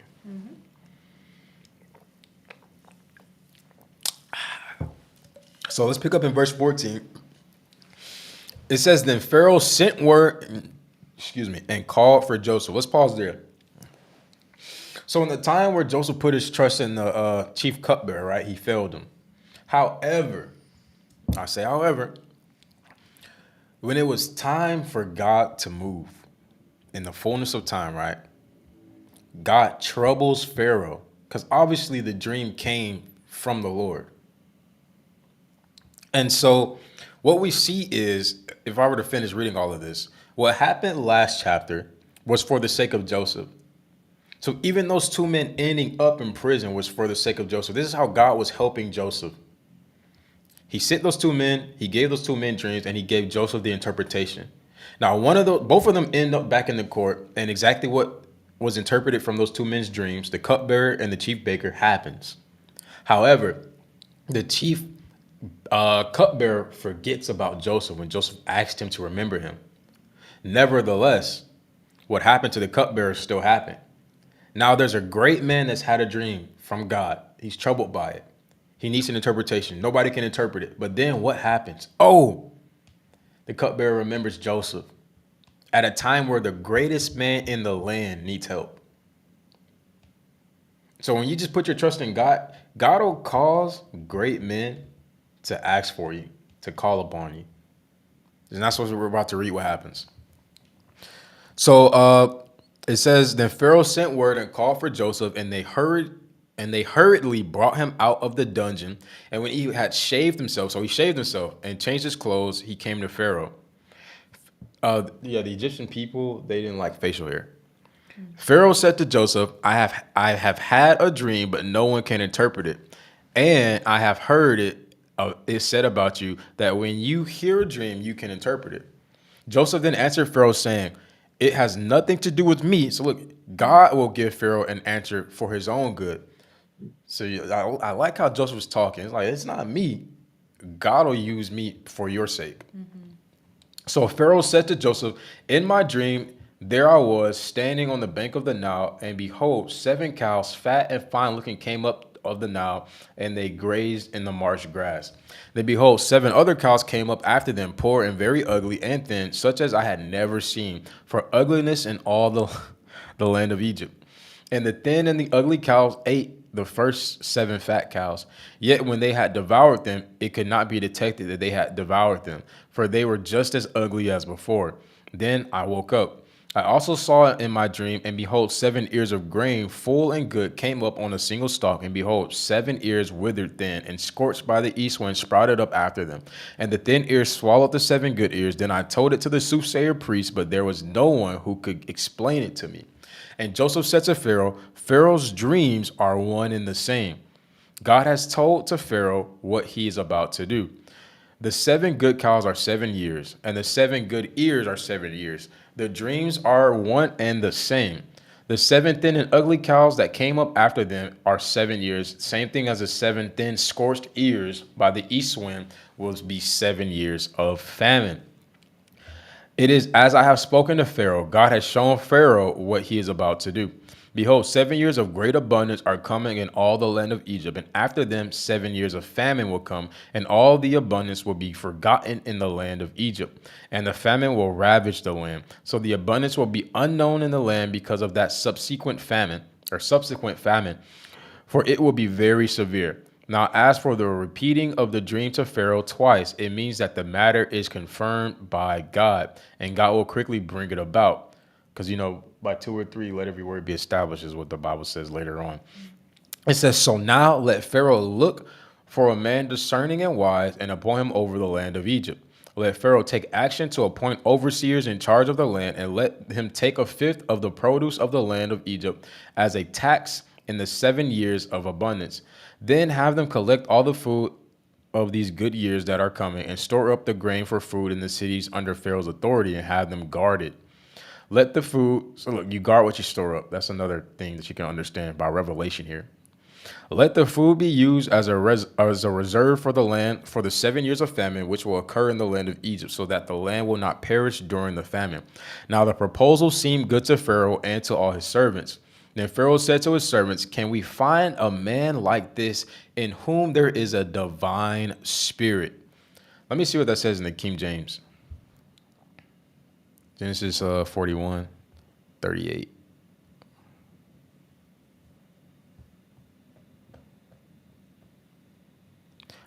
The King James says, in whom there is the Spirit of God. So Pharaoh said to Joseph, since God has informed you of all this, there is no one as discerning and wise as you are. You shall be, so God shall make you one of the most discerning and wise people. It says, now I'm wondering, is dream interpretation a gift of the discerning of spirits? But I have to ask somebody else that's wiser than me about that. Dreams are like supernatural, man. for sure. But like, I wonder what like our normal dreams like, if they even mean anything. Like our weird dreams, like why do we have? Why do we have them?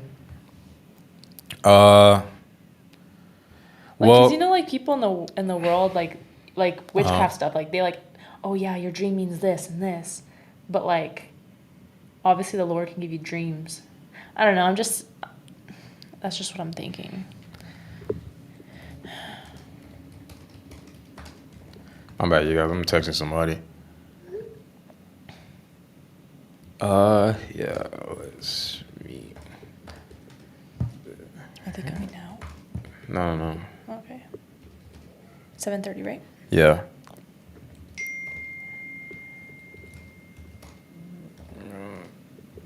I'll say let's do 7.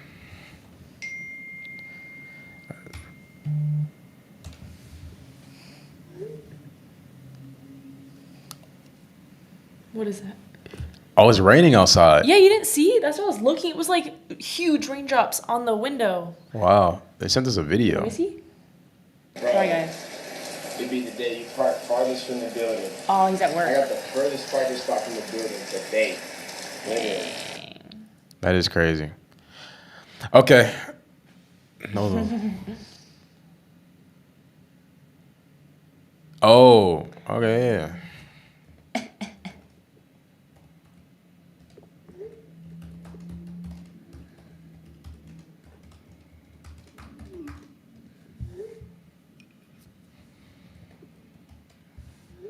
Okay, let me get back to it, you guys. We're going to finish Genesis. I feel it in me bones. Forgive me. I forgot what I was even talking about. Oh, yeah, we stopped to Dreams. consider about dreams. Yeah. So, yeah, dreams are definitely... What am I trying to say? Dreams are definitely supernatural occurrences. Now, the Bible says in Job that God speaks to his servants through dreams, and we can see that all throughout Genesis, right? Mm-hmm. And so I do believe that dreams do have their own interpretations as well. Or there's information that you can find out from dreams if you can remember them. But I would consider this as well.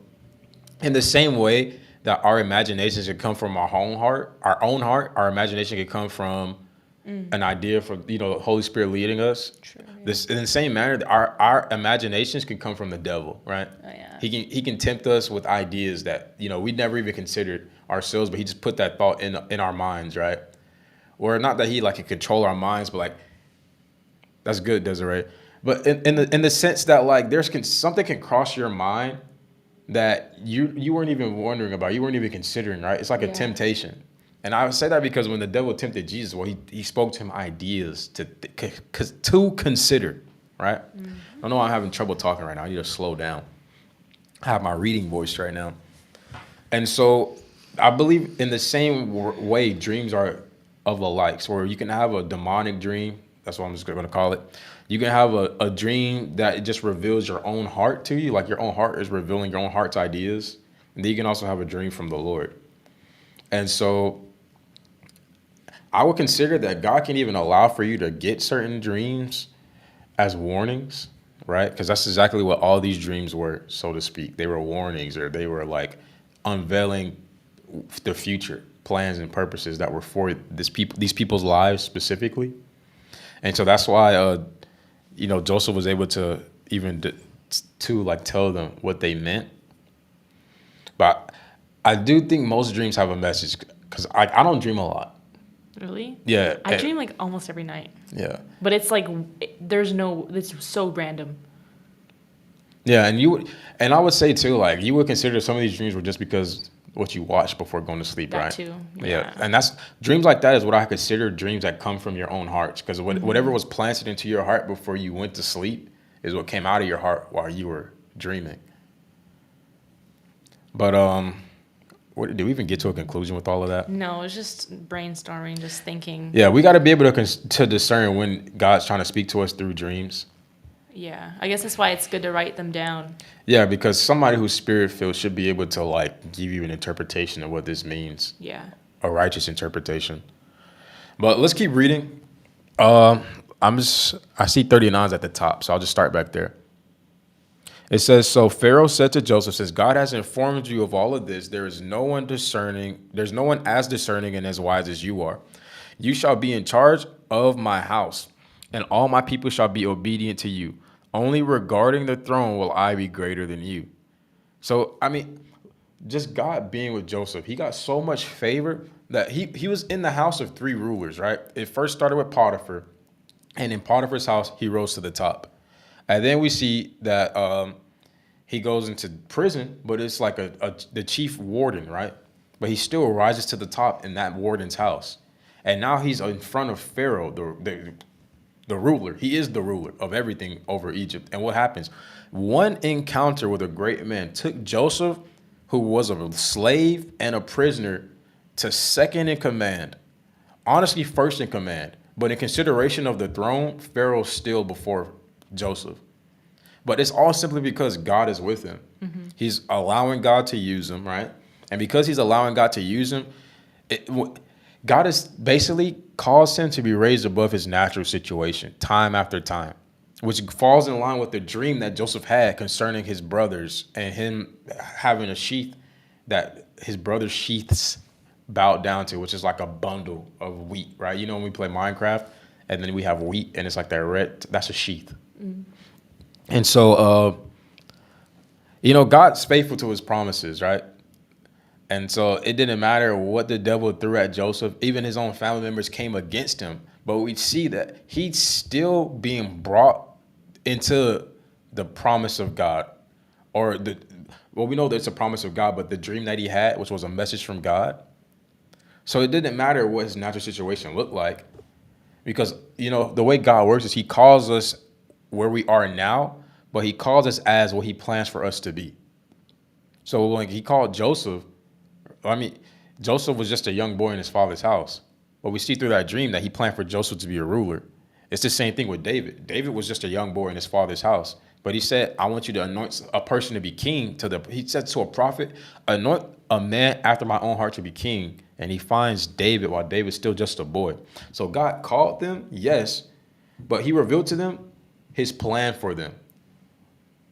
And so even though they were not currently at the position that God had revealed to them in his plan for their life, we see that as they faithfully kept basically God in their heart, God brought them to what his purpose for them was, undeniably, inevitably, because they stayed faithful to God, who's faithful to himself, right? And so now Joseph's second in charge in Egypt from just obedience to the Lord. He never doubted.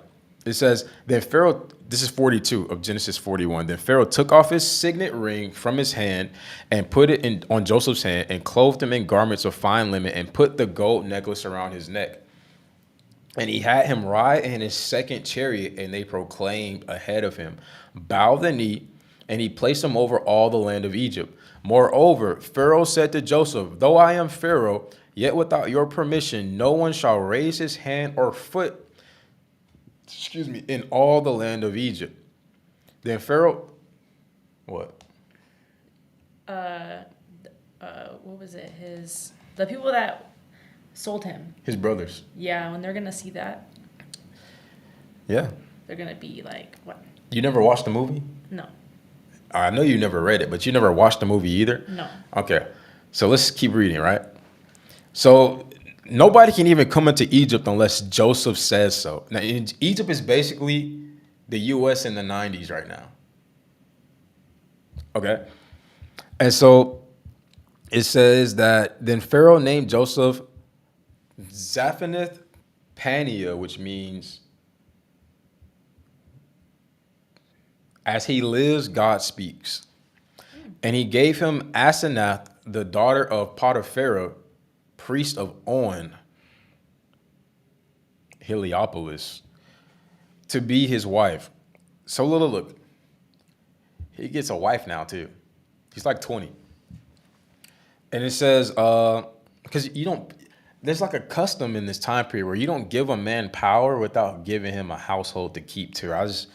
There's a better way to like interpret that, but that's kind of like the overarching theme. When these men are coming into power, for whatever reason, they always get a wife before that too. So, I guess to keep the house. if you consider how they utilize women back Yeah, then. and too, I feel like it might get like messy when a big ruler like that doesn't have a wife. People can like.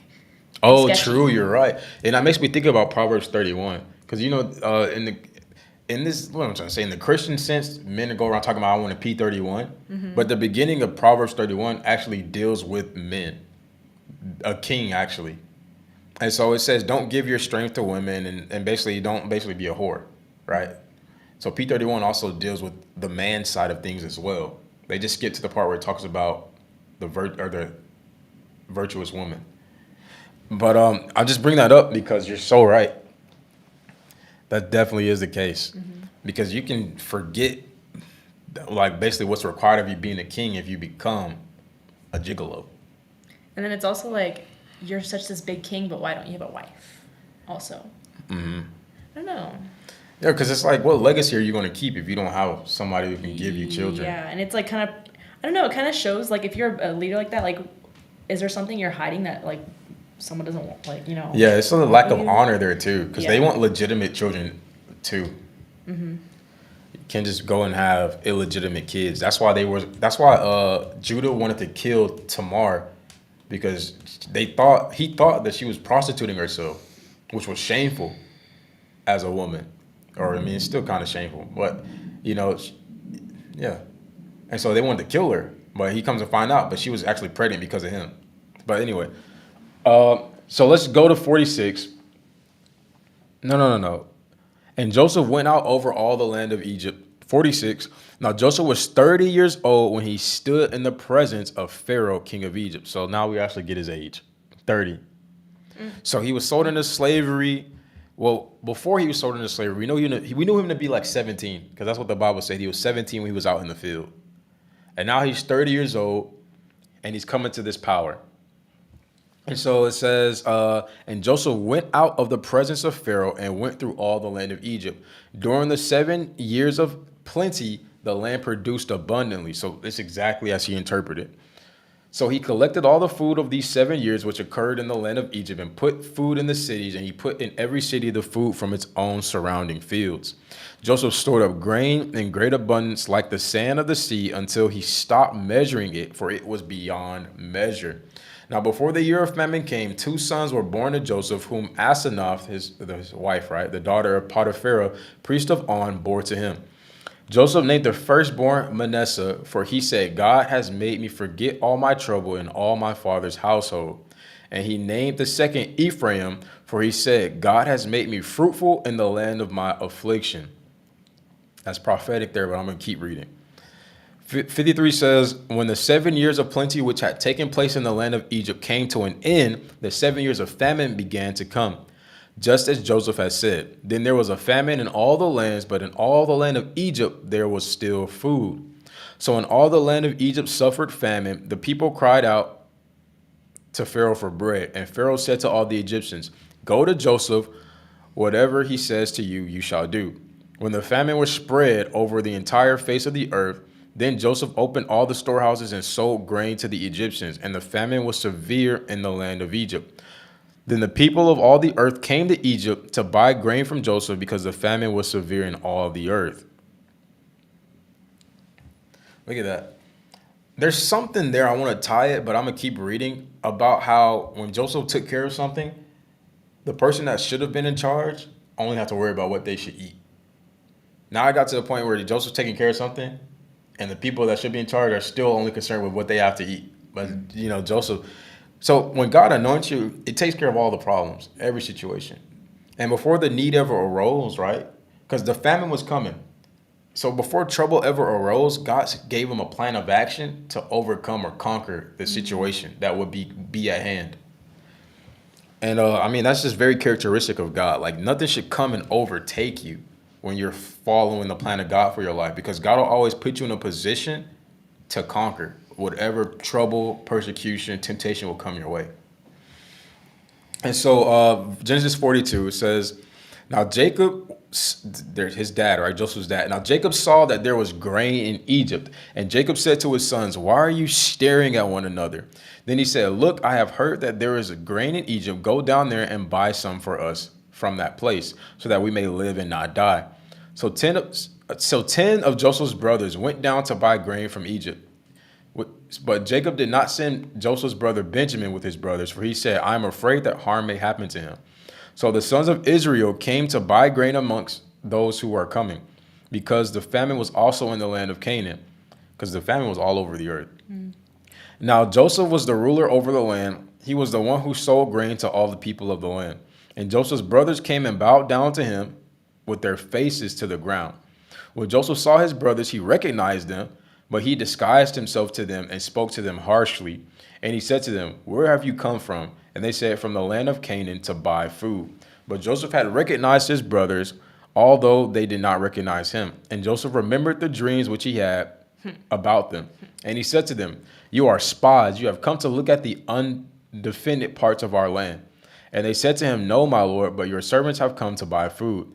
We are all sons of one man. We are honest men. Your servants are not spies. Yet he said to them, no, but you have come to look at the undefended parts of our land. But they said, your servants are 12 brothers in all, the son of one man in the land of Canaan. And behold, the youngest is with our father today, and one is no longer alive. Yet Joseph said to them, it is as I said to you, you are spies. By this you will be tested. By the life of Pharaoh, you shall not leave this place unless the youngest brother comes here. Send one of you and have him get your brother while you remain confined, so that your words may be tested, whether there is truth in you. But if not, by the life of Pharaoh, you are certainly spies. So he put them all together in prison for 3 days. Now Joseph said to them on the third day, do this and live, for I fear God. If you are honest men, let one of your brothers be confined in your prison. But as for the rest of you, go carry grain for the famine of your households, and bring your youngest brother to me, so that your words may be verified and you will not die. And they did so. Then they said to one another, truly we are guilty concerning our brother, because we saw the distress in his soul when he pleaded with us, yet we would not listen. For that reason this distress happened to us. Reuben answered them, saying, did I not tell you, do not sin against the boy? And you would not listen. So, they're saying to each other, we're reaping what we've sown. And then now justice for his blood is required. They did not know, however, that Joseph understood, for there was an interpreter between them. Then he turned away from them and wept.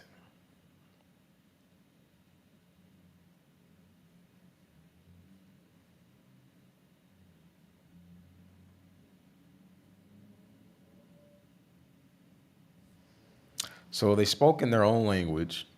I'm surprised that Joseph doesn't know it, though. Or maybe, I'll have to meditate that on a little bit later.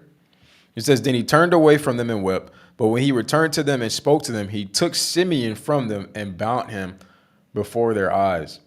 Then Joseph gave orders to fill their bags with grain, but also to return every man's money in his sack. So, he didn't even make them pay for it, and to give them provisions for their journey. And that it was done they did it. Okay. So verse 26, so they loaded their donkeys with their grain and departed from there. But when one of them opened his sack to give his donkey feed at a campsite overnight, he saw his money, and behold, it was in the opening of his sack. So he said to his brothers, my money has been returned, and look, it is right here. Then their hearts sank, and they turned trembling to one another, saying, what is this that God has done to us?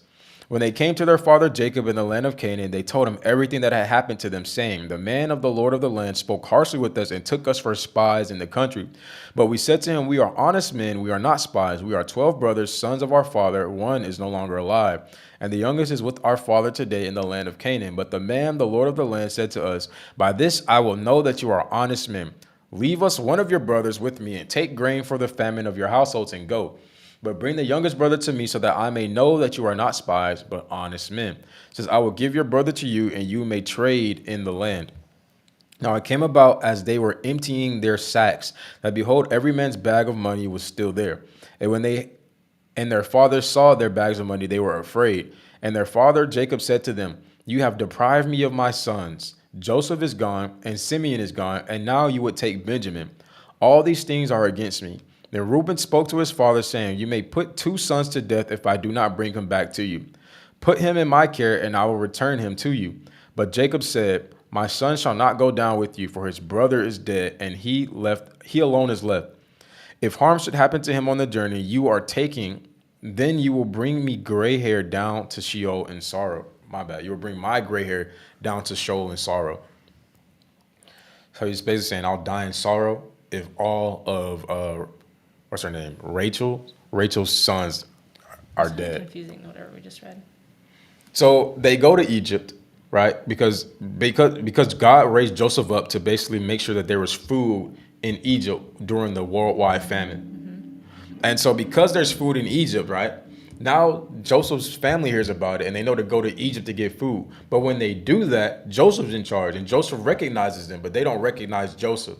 And Joseph basically plays a little game with them. He knows they're there for food, but he's like, oh no, y'all are spies. And so what he ends up doing because of that is he wants to see his brother, right? Because he asked for them to bring Benjamin. Now, Benjamin is his like complete blood related brother. They have the same mother, same father. And so what he does is leave me one of your brothers. So he makes sure they come back. So he takes Simeon, right, the second oldest, and then he sends the other 9 brothers back home. And he sends them back home though with food and the money that they came with, and with provision for the journey. And so they get back home and they're like, they don't even understand what's going on. They're like, hey, Dad, this happened. We went down to Egypt. He thought we were spies. And so he ended up taking Simeon. He told us to come back with Benjamin. So they're just as confused as you are right now. They don't know why this is happening. But Jacob, their father, right, he's like, man, what the heck? I've already lost Joseph, my favorite son, and now they want to take Benjamin. Now, the whole point of this, or not the whole point of this, but remember, before they even traveled to Egypt, Jacob purposefully did not let Benjamin, who was the youngest, go with them. Because he already knows somewhere in his heart that like something might happen to Benjamin. And so he didn't send Benjamin. He was like, I'm going to watch over Benjamin at the house. And then the sons finally come back. And not only did they need to leave with Benjamin, which was the main thing that he didn't want to happen, but they came back short one of the brothers, Simeon. So now he's like, I've lost 2 sons now. I've lost Joseph because everyone thinks Joseph is dead. And I've lost Simeon. And not only that, y'all have to leave again, but then take the one son that I don't want to leave the house. And so Jacob is very distressed. And his brothers, all the brothers need to still go back to Egypt because Simeon is still there. And not only they need to go back to Egypt to get Simeon, but they need to take Benjamin with them.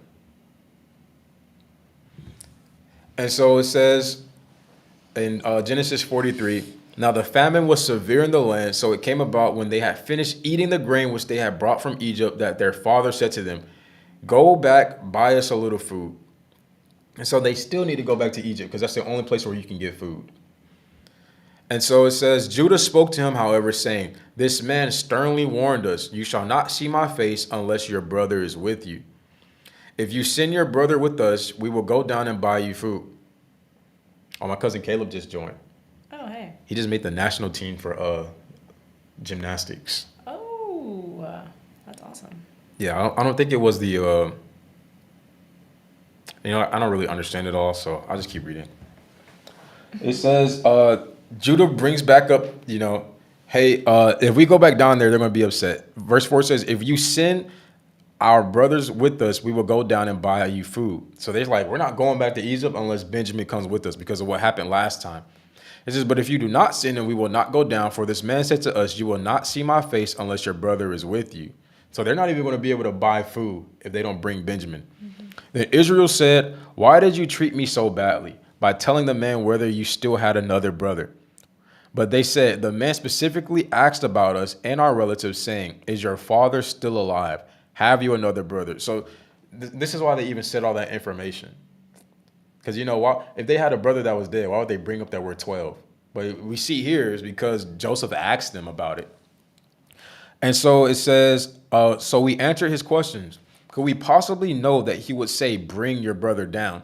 So Judah said to his brother Israel, Judah said to his father Israel, send the boy with me and we will arise and go so that we may live and not die, we as well as you and our little ones. I myself will take responsibility for him. You may demand him back from me. If I do not bring him back to you and present him to you, then you let me take my blame forever. For if we had not delayed, surely by now we could have returned twice. So they delayed long enough to make 2 journeys back to Egypt. Simeon's still there, by the way. What is he doing? Just like He's in prison. Oh. Then their father Israel said to them, If it must be so, then do this. Take some of the best products of our land in your bag and carry down the man as a gift, or carry down to the man as a gift. A little balsam and a little honey, labdanum resin and myrrh, pistachio nuts and almonds, and take double the money in your hand and take back your hand the money that was returned in the opening of your sacks. Perhaps it was a mistake. Take your brother also and arise, return to the man, and may God Almighty grant you compassion in the sight of the man, so that he may release to you your older brother and Benjamin. And as for me, I am bereaved of my sons. I am bereaved. So the men took this gift, and they took double the money in their hand and Benjamin. Then they set out and went down to Egypt and stood before Joseph.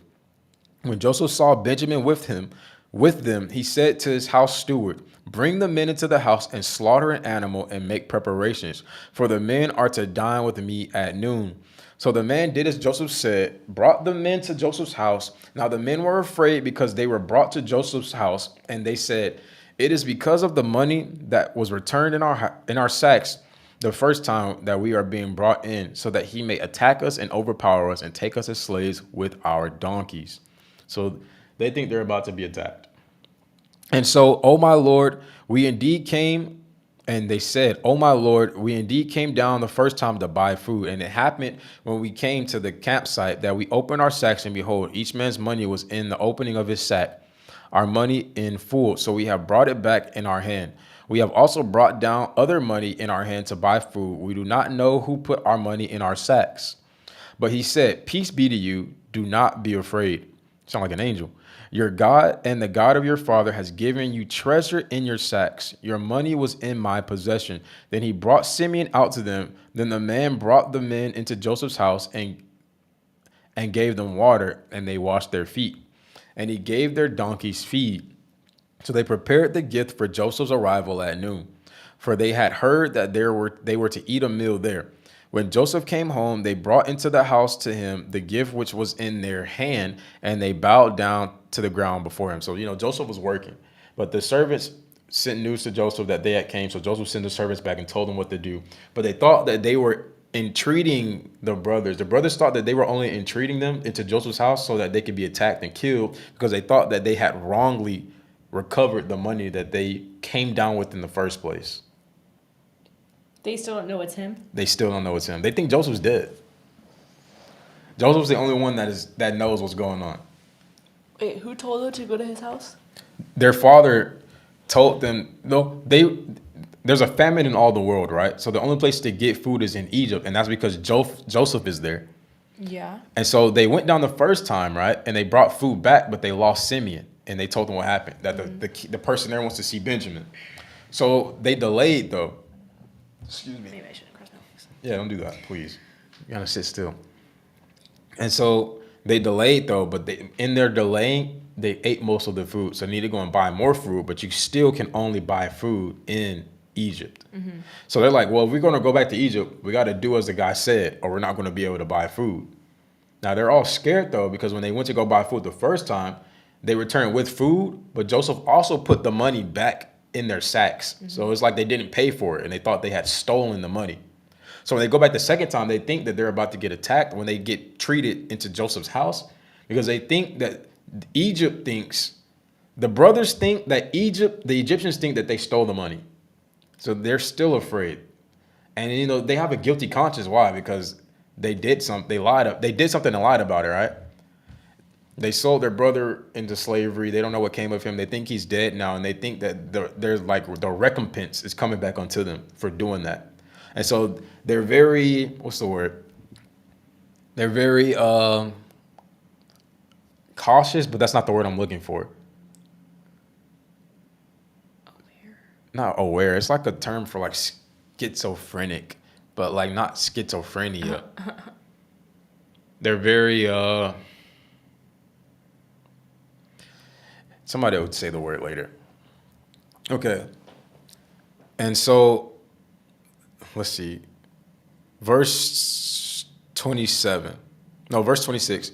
When Joseph came home, paranoid. Yes, thank you, Desiree. They're very paranoid. When Joseph came home, they brought into the house to him the gift that was in their hand, and they bowed down to the ground before him. Then he asked them about their welfare and said, "Is your old father well, or whom you spoke, is he still alive?" And they said, "Your servant, our father, is well. He is still alive." Then they bowed down again in homage. And as he raised his eyes and saw his brother Benjamin, his mother's son, he said, "Is your youngest brother of whom you spoke to me? Is this your younger brother of whom you spoke?" Then he said, "May God be gracious to you, my son." Joseph then hurried out, for he was deeply stirred over his brother, and he looked for a place to weep. So he entered his chamber and wept there. Then he washed his face and came out, and he controlled himself and said, "Serve the meal." So he's keeping his composure in front of them. Then they served him by himself, and Joseph's brothers by themselves, and the Egyptians who ate with him by themselves, because the Egyptians could not eat bread with the Hebrews, for that is an abomination to the Egyptians. Now they were seated before him, from the firstborn according to his birthright to the youngest according to his youth. And the men looked at one another in astonishment. So these people go from being paranoid to like, what is going on? Do they not recognize him? No, they don't. Is he have something over his face or something? Well, it said that he concealed himself earlier. I forgot how, but probably, right? Okay.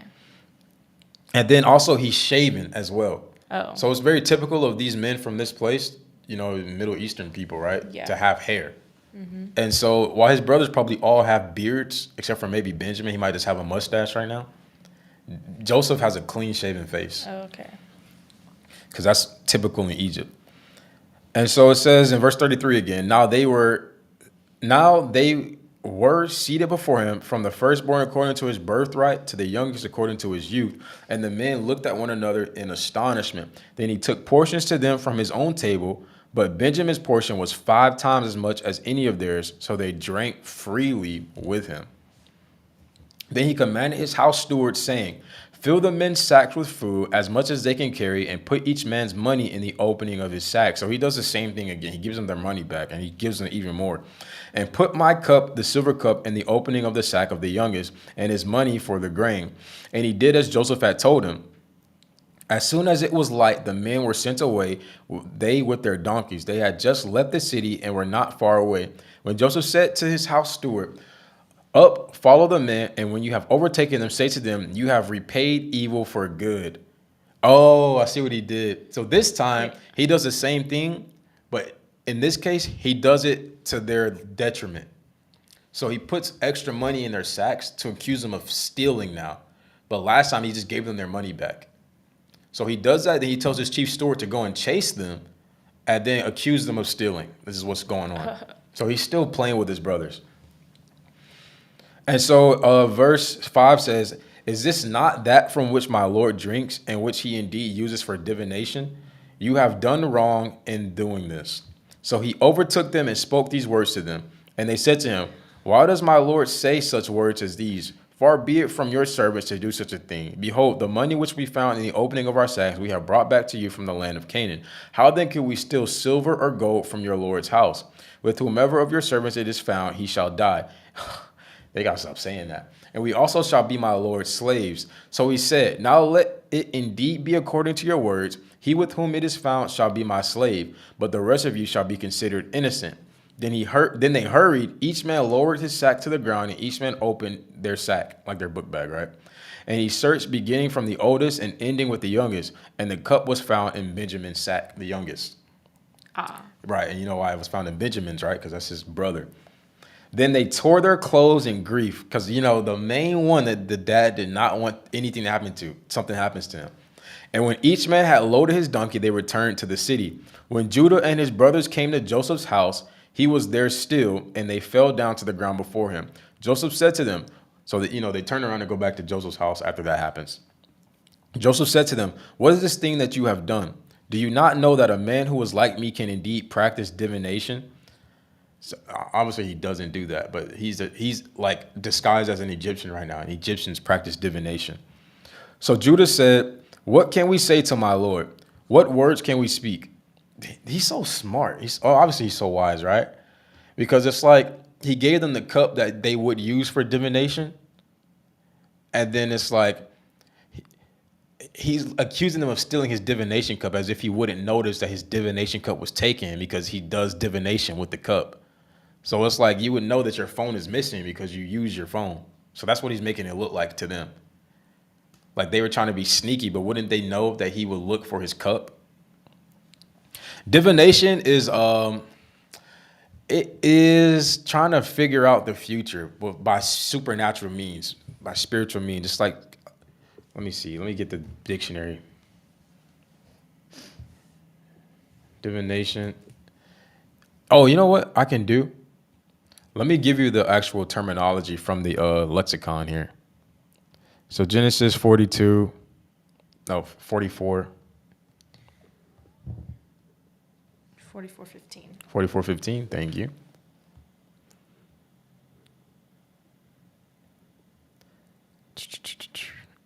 It says spellcast, enchantments, enchanter. In context, it means to observe using spells and enchantments. To diligently observe by using spells and enchantments such as fortune telling or omens. And so it's very customary in Egypt at this time to do stuff like that. And so because Joseph, even though he doesn't do that stuff, he's a Hebrew, right? He's a child of God. He's a son of Israel. He's ruling in Egypt. And so he's under disguise as an Egyptian. And he did this to accuse his brothers of stealing his little witchcraft cup, his fortune telling cup, right? His little snow globe. And so he says, obviously y'all would get caught because don't you know I do these things? It says in 16 of chapter 44, verse 16, it says, so Judah said, what can we say to my Lord? What words can we speak? And how can we justify ourselves? God has found out the guilt of your servant. Behold, we are my Lord's slaves, both we and the one in whose possession the cup has been found. But he said, far be it from me to do this. The man in whose possession the cup has been found, he shall be my slave. But as for you, go in peace to your father. Then Judah approached him and said, oh, my Lord, may your servant. So even though Benjamin spoke up, Joseph basically responds in such a term as, all right, no, whoever did this, come forth now. You're going to be my slave. But then Judah steps up and he says, oh, my Lord, may your servant please speak a word in my Lord's ear. So he's asking to say something. It says, don't be angry with your servant, for you are equal to Pharaoh. My Lord asked his servant, saying, have you a father or a brother? And we said to my Lord, we have an old father and a little boy born in our father's old age. Now his brother is dead, so he alone is left of his mother's house, and his father loves him. Then you said to your servant, bring him down to me so that I may set my eyes on him. But we said to my Lord, the boy cannot leave his father, for if he should leave his father would die.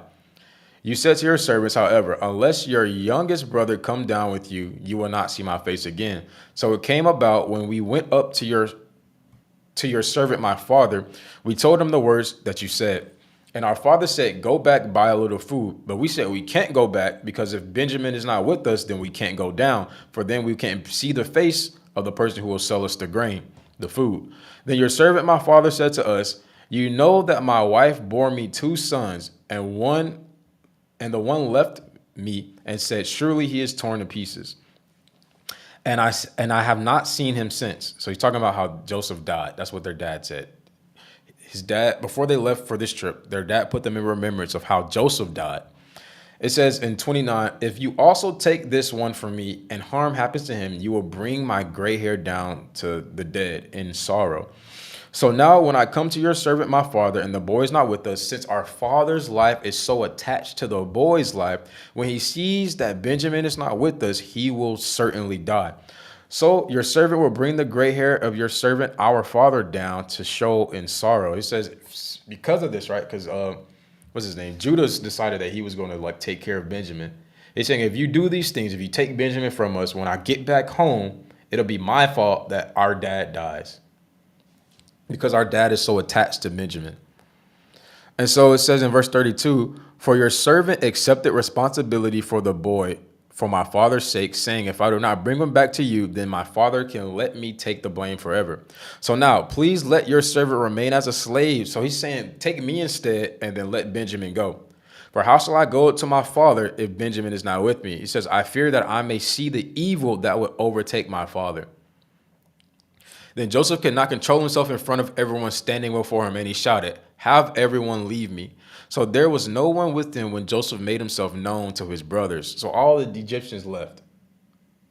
And so then, we just read it. Joseph makes himself known to his brothers.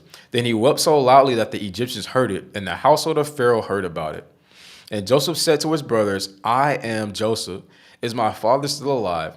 But his brothers could not answer him, for they were terrified in his presence. Because imagine, right? We sold him into slavery, and the next thing you know, this guy in Egypt is dealing harshly to us, and the guy reveals himself to be the same person we sold into slavery, our younger brother. Then Joseph said to his brothers, please come closer to me. And they came closer. And he said, I am your brother Joseph, whom you sold to Egypt. Now do not be grieved or angry with yourselves because you sold me here, for God sent me ahead of you to save lives. Look how wise Joseph is. He could see the plan of God in all of his misfortune. Mm-hmm. That even though those things happened, he recognized that it was God allowing him to be in these places to strategically put him where he would be to gain certain power that would put him in the place he is now. And so Joseph can recognize that. Verse 6 says, for the famine has been in the land these 2 years, and there are still 5 years in which there will be neither plowing nor harvesting. So God sent me ahead of you to ensure for you a remnant on the earth and to keep you alive by a great deliverance. Now, therefore, it was not you who sent me here, but God. And he has made me a father to Pharaoh and Lord of all his household and ruler over the land of Egypt. Hurry and go up to my father and say to him, this is what your son Joseph says. God has made me Lord of all Egypt. Come down to me, do not delay.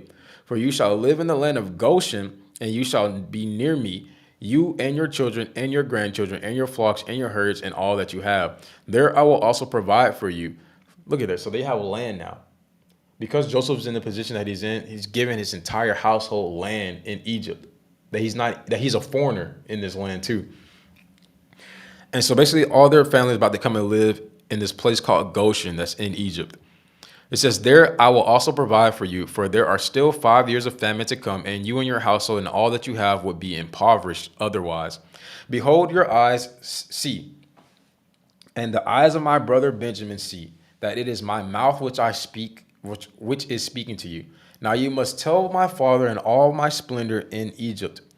And you must tell my father of all my splendor in Egypt and all that you have seen, and you must hurry and bring my father down here. Then he fell on his brother Benjamin's neck and wept, and Benjamin wept on his neck. And he kissed all his brothers and wept on them. And afterwards his brothers talked with him. Now when the news was heard in Pharaoh's house that Joseph's brothers had come, it pleased Pharaoh and his servants. Then Pharaoh said to Joseph, say to your brothers, do this, load your livestock and go to the land of Canaan, and take your father and your household and come to me, and I will give you the best of the land of Egypt, and you will eat the fat of the land. Look what happens when you help one great person. Mm-hmm. Look at the favor that happened. And his favor came by obedience to God in the first place, right? Yeah. 19 says, now you are ordered, do this, take wagons from the land of Egypt for your little ones and for your wives, and bring your fathers and come. So he also gives them the means to even make the journey. And do not concern yourselves with your property, for the best of the land of Egypt is yours. He says, just come. Then the sons of Israel did so, and Joseph gave them wagons according to the command of Pharaoh, and gave them provisions for the journey. To each of them he gave changes of garments, but to Benjamin he gave 300 pieces of silver and 5 changes of garments. And to his father he sent the following: 10 male donkeys loaded with the best things of Egypt, 10 female donkeys loaded with grain, bread, sustenance for his father on the journey. So he sent his brothers away, and they departed. He said to them, and as they departed, he said to them, do not quarrel on the journey. Then they went up to Egypt and came to the land of Canaan to their father Jacob. That's so funny, right? Because when somebody gets something better than them, by history, it shows that they get upset, right? Joseph got the coat of many colors, and they got upset. Yeah. So obviously he knew they might get upset with Benjamin because he gave Benjamin more. It says, when they told him of all the words, 26, and they told him, saying, Joseph is still, 25. Then they went up from Egypt and came to the land of Canaan to their father Jacob. So they got back home. And they told him, saying, Joseph is still alive, and indeed he is ruler over all the land of Egypt. But he was stunned, for he did not believe them. When they told him all the words of Joseph that he had spoken to them, when he saw the wagons that Joseph had set to carry him, then the spirit of their father Jacob revived. Then Israel said, "It is enough, my son. Joseph is still alive. I will go and see him before I die." So Israel set out with the hand. Oh my goodness. So Israel set out with all that he had and came to Beersheba and offered sacrifices to God of his father Isaac, to the God of his father Isaac. And God spoke to Israel and in visions of the night and said, "Jacob, Jacob." So God speaking in dreams again. And he said, "Here I am." So God calls out to Jacob. Jacob says, "Here I am." And then he said, "I am God, the God of your father. Do not be afraid to go down to Egypt, for I will make you into a great nation there. I will go down with you to Egypt, and I will also assuredly bring you up again, and Joseph will close your eyes." Then Jacob left Beersheba, and the sons of Israel carried their father Jacob and their little ones and their wives in the wagons which Pharaoh had sent to carry him. They also took their livestock and their possessions which they had acquired in the land of Canaan and came to Egypt. So in the midst of a famine, God is still providing the best of the best for his people. So where they should be lacking, they're not lacking. Jacob and all his descendants came to Egypt. 7 says, his sons and his grandsons with them, his daughters and his granddaughters, and all his descendants he brought with him to Egypt. Now these are the names of the sons of Israel who went to Egypt: Jacob and his sons, Reuben, Jacob's firstborn. Then the sons of Reuben, Hanok, Palu, Hezron, and Carmi. And the sons of Simeon, Jemuel, Jamin, Ohad, Jachin, Zohar, and Shaul, the son of a Canaanite woman. And the sons of Levi, Gershon, Kohath, and Merari. And the sons of Judah, Onan, Shalaz, Perez, and Zerah. But and Onan died in the land of Canaan. Yes, sir. And the sons of Issachar, Tola, Puvah, Lob, and Shimron. Omega Shimron? Okay, let me stop. And the sons of Zebulon, Sered, Elon, and Jaleel probably. It's probably Jaleel. Or maybe because it's L, right? Jaleel. These are the sons of Leah, whom she bore to Jacob in Padan Aram, with his daughter Dinah. All these sons and his daughters numbered 33. And the sons of Gad, Ziphion, Hagi, Shuni, Esben, Eri, Erodai, and Areli. And the sons of Asher, Imnah, Ishvi, Beria, and maybe it's Baria, and their sister Sarah. And the sons of Beria, Heber, and Malkiel, probably that. These are the sons of Zilpah, whom Laban gave to his daughter Leah, and she bore to Jacob these 16 persons. The sons of Jacob's wife, Rachel, Joseph, and Benjamin. Now to Joseph in the land of Egypt were born Manasseh and Ephraim, whom Asenath, the daughter of Potiphera, priest of On, bore to him. And the sons of Benjamin had kids: Bela, Becher, Ashbel, Gera, Naaman, Ehi, Rosh, Mupin, Huppim, and Ard. These are the sons of Rachel who are born to Jacob. There were 14 persons in all. And the sons of Dan, Hushim. The sons of Naphtali, Jaziel, Guni, Jerzer, and Shalem. These are the sons of Bilhah, whom Laban gave to the daughters of Rachel, who she bore these days to Jacob. And all these people belonged to Jacob who came to Egypt. His direct descendants, not including the wives of Jacob's sons, were 66 persons in all. And the sons of Joseph who were born to him in Egypt, who were 2, all the people of the house of Jacob who came to Egypt were 70. Now, imagine traveling with 70 people. Now, Jacob sent Judah ahead of him to Joseph to guide him to Goshen. Okay, and they came, that's actually crazy. There's another story in Chronicles, 2 Chronicles 20, where Judah goes first, but the tribe of Judah. So it's all just prophetic. It says in verse 29, and Joseph prepared his chariot and went up to Goshen to meet his father Israel. As soon as he appeared to him, Joseph threw himself on his neck and wept on his neck a long time. Then Israel said to Joseph his son, now let me die, since I have seen your face and you are still alive. But Joseph said to his brothers and to his father's house, I will go up and tell Pharaoh, and I will say to him, my brothers and my father's household who were in the land of Canaan have come to me, and the men are shepherds, and they have been keepers of livestock, and they have brought their flocks and their herds and all that they have. When Pharaoh calls for you and says, what is your occupation? You shall say, your servants have been keepers of livestock since our youth, even until now, both we and our fathers, so that you may live in the land of Goshen, for every shepherd is an abomination to the Egyptians. Everything about Hebrews, Egyptians hate. Then Joseph went in and told Pharaoh and said, my father and my brothers and their flocks and their herds and all that they have come out the land of Canaan. And behold, they are in the land of Goshen. And he took 5 men from among his brothers and presented them to Pharaoh. Then Pharaoh said to his brothers, what is your occupation? So they said to Pharaoh, your servants are shepherds, both we and our fathers. They also said to Pharaoh, we have come to reside in the land, for there is no pasture for their servants' flocks, for the famine is severe in the land of Canaan. Now therefore, please let your servants live in the land of Goshen. Then Pharaoh said to Joseph, your fathers and your brothers have come to you. The land of Egypt is at your disposal. Settle your father and your brothers in the best of the land. Let them live in the land of Goshen. And if you know any capable men among them, put them in charge of my livestock. So look, when God has a place for his people, he puts them in the best place.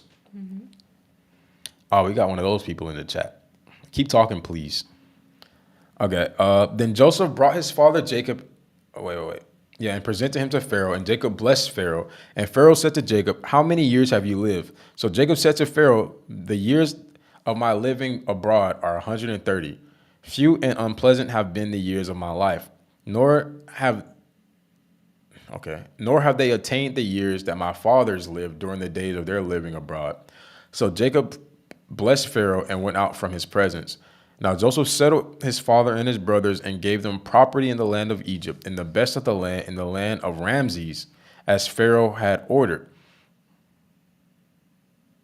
Joseph also provided his father and his brothers and all his father's household with food according to the number of their little ones. Now there was no food in all the land because the famine was very severe, so that the land of Egypt and the land of Canaan languished because of the famine. So Joseph collected all the money that he found in the land of Egypt and in the land of Canaan in payment for the grain which they bought. And Joseph brought the money into Pharaoh's house. When the money was all spent in the land of Egypt and in the land of Canaan, all the Egyptians came to Joseph saying, give us food, for why should we die in your presence? For our money is gone. Then Joseph said, give up your livestock and I will give you food for your livestock since your money is gone. So there's no more money. Now they don't have any money to buy food from Egypt anymore. So he says, let's trade it for livestock. So they're selling food for livestock. Okay. And so they brought their livestock to Joseph, and Joseph gave them food in exchange for the horses and the flocks and the herds and the donkeys. And he fed them with food in exchange for all their livestock that year. My goodness. But when that year ended, they came to him the next year and said to him, we will not hide from my Lord the fact that our money is all spent, and the livestock are my Lord's. There is nothing left for my Lord except our bodies and our lands. Why shall we die before your eyes, both we and our land? Buy us and our land for food, and we and our land will be slaves to Pharaoh. So look at the lengths people go to just to eat. So when you control food, you control everything. People sell themselves just to eat. You know, some people go to prison just so they can, like homeless people, sometimes they get arrested just because they know that they'll eat and have a place to sleep in prison. It's like, this is how powerful food is, right? And the first sin was about eating food. It says, so give us seed so that we may live and not die, and the land may not be desolate. So Joseph bought all the land of Egypt for Pharaoh, for every Egyptian sold his field, because the famine was severe upon them. So the land became Pharaoh's. As for the people, he relocated them in the cities from one end of Egypt borders to another. Only the land of the priest he did not buy, because the priests had an allotment from Pharaoh, and they lived off the allotment which Pharaoh gave them. Therefore they did not sell their land. Then Joseph said to the people, behold, today I have purchased you and your land for Pharaoh. Now here is seed for you, and you may sow the land. At the harvest you shall give a fifth to Pharaoh, and 4/5 shall be your own for the seed of the field and for your food, and for those of your household, and as food for your little ones. So they said, you have saved our lives. Let us find favor in your sight, of my Lord, and we will be Pharaoh's slaves. Joseph made it a statute concerning the land of Egypt, valid to this same day, that Pharaoh was to have the fifth. Only the land of the priests did not become Pharaoh's. Now Israel lived in the land in Goshen, and they acquired property in it, and were fruitful and became very numerous. And Jacob lived in the land of Egypt for 17 years, so that the length of Jacob's life was 147. Glory to God. When the time for Israel to die drew near, I was trying to remember how old his dad was, how old Isaac was, but I forgot when he died. I think it was like 180, right? I wanted to say that too, so maybe, yeah. Yeah, I think it was 180. Okay. So Jacob, Israel, the man named Israel, dies at 147. It says, when the time for Israel to die drew near, he called his son Joseph and said to him, please, if I have found favor in your sight, place your hand under my thigh now and deal with me in kindness and fruitfulness. Please do not bury me in Egypt, but when I lie down with my fathers, you shall carry me out of Egypt and bury me in the burial place. And he said, I will do as you have said. And he said, swear to me. So he swore to him. Then Israel bowed in worship at the head of the bed. Now it came after these things that Joseph was told, behold, your father is sick. So he took his two sons, Manasseh and Ephraim, with him. When it was told, Jacob's really old now. He's about to die. And so he makes Joseph swear to him, because Joseph has most power, right, to go and bury him in the land of his fathers. Because remember, Abraham bought that burial ground for his family. So Joseph swears to do that. But then later on, he finds out that Jacob is sick. And so this is what Joseph does. It says he takes his two sons, Manasseh and Ephraim, with him when he goes to go see his father. It says, when it was told to Jacob, behold, your son Joseph was coming to you, Israel collected his strength and sat up in the bed. Then Jacob said to Joseph, they're using Jacob and Israel interchangeably now. God Almighty appeared to me at Luz in the land of Canaan and blessed me. That's Bethel. And he said to me, behold, I will make you fruitful and numerous, and I will make you a multitude of peoples, and I will give this land to your descendants after you as an everlasting possession. Now your two sons who were born to you in the land of Egypt before I came to you in Egypt are mine. Ephraim and Manasseh shall be mine as Reuben and Simeon are. But your children that you have fathered after them shall be yours. They shall be called they should be called by the names of their brothers in their inheritance. Now as for me, when I came from Padan, Rachel died to my sorrow. In the land of Canaan on the journey, when there was still some distance to go to Ephrath, I buried her there on the way to Ephrath, that is Bethlehem. When Israel saw Joseph's sons, he said, who are these? And Joseph said to their father, they are my sons whom God has given me here. So he said, bring them to me, please, so that I may bless them. Now the eyes of Israel were so dim from age that he could not see. And Joseph brought them close to him, and he kissed them and embraced them. And Israel said to Joseph, I never expected to see your face, and behold, God has let me see your children as well. That's a blessing. Then Joseph took them from his knees and bowed with his face to the ground. And Joseph took them both, Ephraim and his right hand toward Israel's left, and Manasseh with his left hand toward Israel's right, and brought them close to him. But Israel reached out his right hand and placed it on the head of Ephraim, who was the younger, and his left hand on Manasseh's head, crossing his hands. Although Manasseh was the firstborn, and he blessed Joseph and said, the God before whom my father Abraham and Isaac walked, the God who has been my shepherd all my life to this day, the angel who has redeemed me from all evil, bless the boys, and may my name live on in them, and the names of my fathers Abraham and Isaac, and may they grow in a multitude in the midst of the earth. When Joseph saw that his father placed his right hand on Ephraim's head, it displeased him, and he grasped his father's hand to move it from Ephraim to Manasseh's head. And Joseph said to his father, not so, for this one is my firstborn. Place your right hand on his head. But his father refused and said, I know, my son, I know. He also will become a people, and he also will be great. However, his younger brother shall be greater than he, and his descendants shall become a multitude of nations. So he blessed them that day, saying, by you Israel will pronounce blessing, saying, may God make you like Ephraim and Manasseh. And so he put Ephraim before Manasseh. Then Israel said to Joseph, behold, I am about to die, but God will be with you and bring you back to the land of your fathers, and give you one portion more than your brother, which I took from the hand of the Amorite with my sword and my bow. And I give you one portion more than your brothers, which I took from the hand of the Amorite with my sword and my bow.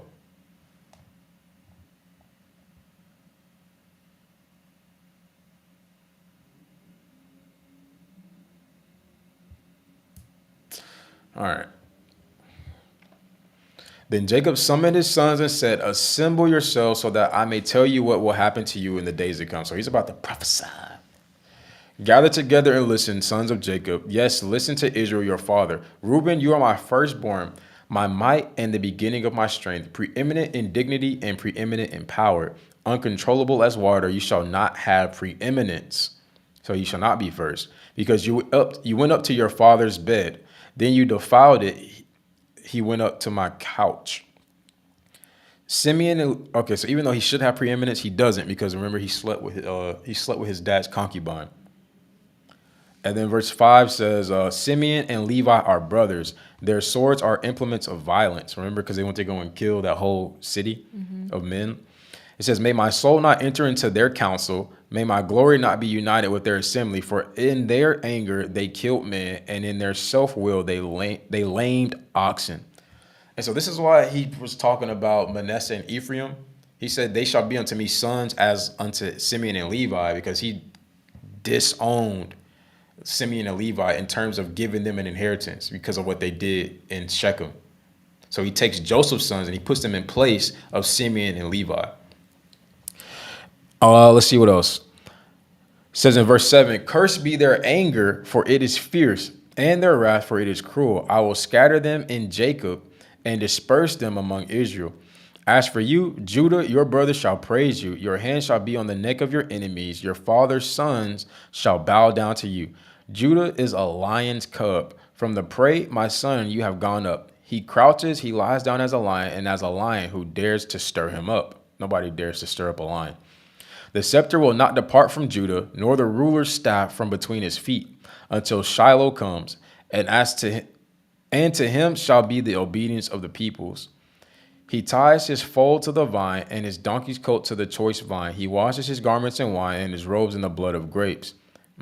His eyes are dark from milk. Zebulun will reside at the seashore, and he shall be a harbor for ships, and his flank shall be towards Sidon. Issachar is a strong donkey, lying down between the sheepfolds. When he saw that a resting place was good and that the land was pleasant, he bowed his shoulders to carry burdens and became a slave at forced labor.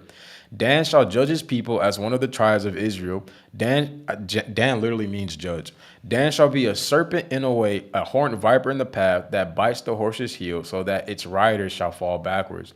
For your salvation I wait, Lord. As for Gad, a band of raiders shall attack him, but he will attack their heels. As for Asher, his food shall be rich, and he shall yield royal delicacies. Naphtali is a doe let loose. He utters beautiful words. Joseph is a fruitful branch by a spring. Its branches hang over a wall. The archers provoked him and shot at him and were hostile toward him. But his bow remained firm, and his arms were agile from the hands of the mighty one of Jacob. From there is the shepherd, the stone of Israel. For the God of our Father who helps you, and by the Almighty who blesses you with blessings of heaven above, blessings of the deep that lies beneath, blessings of the breasts of the womb, and blessings of the fathers have surpassed the blessings of my ancestors up to the furthest boundary of the everlasting hills. May they be on the head of Joseph and on the top of the head of one distinguished among his brothers. So he really blessed Joseph. Benjamin is a ravenous wolf. In the morning he devours the prey, and in the evening he divides the spoils. All these are the 12 tribes of Israel, and this is what their father said to them when he blessed them. He blessed them, everyone with blessing appropriate to him. Then he commanded them and said to them, I am about to gather to my people. Bury me with my fathers in the cave that is in the field of Ephron the Hittite, in the cave that is in the field of Machpelah, which is opposite Mamre, in the land of Canaan, which Abraham bought along in the field from Ephron the Hittite as a burial site. There they buried Abraham and Sarah. There they buried Isaac and Rebekah. There they buried Leah. The field and the cave that is in it, purchased from the sons of Heth. When Jacob finished commanding his sons, he drew his feet into the bed and breathed his last, and he gathered to his people. Then Joseph fell on his father's face and wept over him and kissed him. Joseph commanded his servants, the physicians, to embalm his father. So the physicians embalmed Israel. Now 40 days were required for it, for such is the period required for embalming. And the Egyptians wept for him 70 days. When the days of mourning for him were past, Joseph spoke to the household of Pharaoh, saying, If not I have found favor in your sight, please speak to Pharaoh, saying, My father made me swear, saying, Behold, I am about to die, in my grave which I dug for myself in the land of Canaan, there you shall bury me. So he's basically asking Pharaoh to release him to go do that. Now then, please let me go up and bury my father, then I will return. Pharaoh said, Go and bury your father as he made you swear. So Joseph went up to bury his father, and with him all his servants of Pharaoh, the elders of his households, and the elders of the land of Egypt, and all the household of Joseph, and his brothers and father's household. They left only their little ones and their flocks and their herds in the land of Goshen. That's funny, actually. Zane's calling you. Oh, I'll answer it in a second. We're almost done. Chariots with teams of horses also went with them. It was very great company. When they came to the threshing floor of Atad, which is beyond the Jordan, they mourned there with a very great and sorrowful lamentation. And he observed 7 days of mourning for his father. Now, when the inhabitants of the land, the Canaanites, saw the mourning at the threshing floor of Atad, they said, This is a grievous mourning for the Egyptians. Therefore, it was named Abel Mizraim, which is beyond the Jordan. And so his sons did for him as he had commanded them. For his sons carried him to the land of Canaan and buried him in the cave of the field, Machpelah, opposite of Mamre, where everybody else is buried. 14. And after he had buried his father, Joseph returned to Egypt, he and his brothers, and all who had gone up with him to bury their dad. Then Joseph's brothers had seen that their father was dead. They said, What if Joseph holds a grudge against us and pays us back in full for all the wrong which we had did to him? So they're still paranoid. So they sent instruction to Joseph, saying, Your father commanded us before he died, saying, This is what you shall say to Joseph. Please forgive, I beg you, the offense of your brothers and their sins, for they did you wrong. And now please forgive the offense of the servants of the God of your father. And Joseph wept when they spoke to him. Then his brothers also came and fell down before him and said, Behold, we are your servants. But Joseph said to them, Do not be afraid, for am I in God's place? He said, It's not my right or am I wrong to be able to say whether you live or die. And so as for you, you meant evil against me, but God meant it for good in order to bring about this present result to keep many people alive. Look at that. Even though you meant evil against me, God worked it for good, the good of God's purpose concerning other people's lives. Verse 21. So therefore, do not be afraid. I will provide for you and your little ones. So he comforted them and spoke kindly to them. Now Joseph stayed in Egypt, he and his father's household, and Joseph lived to be 110. Joseph saw the third generation of Ephraim's sons, also the sons of Machir, maybe, the son of Manasseh, who were born on Joseph's knees. There we go. It says that Joseph said to his brothers, I am about to die. Oh no, switch my version. Here. I got it. So Joseph said to his brothers, now Joseph's about to die, huh? Verse 24 of Genesis 50, Joseph said to his brothers, I am about to die, but God will assuredly take care of you and bring you up from this land to the land which he promised an oath to Abraham, to Isaac, and to Jacob. Then Joseph made the sons of Israel swear, saying, God will assuredly take care of you, and you shall carry my bones up from here. So Joseph died at the age of 110, and they embalmed him and placed him in a coffin in Egypt. And here we will stop. We just finished the book of Genesis. That was a lot. That was good though. Yeah.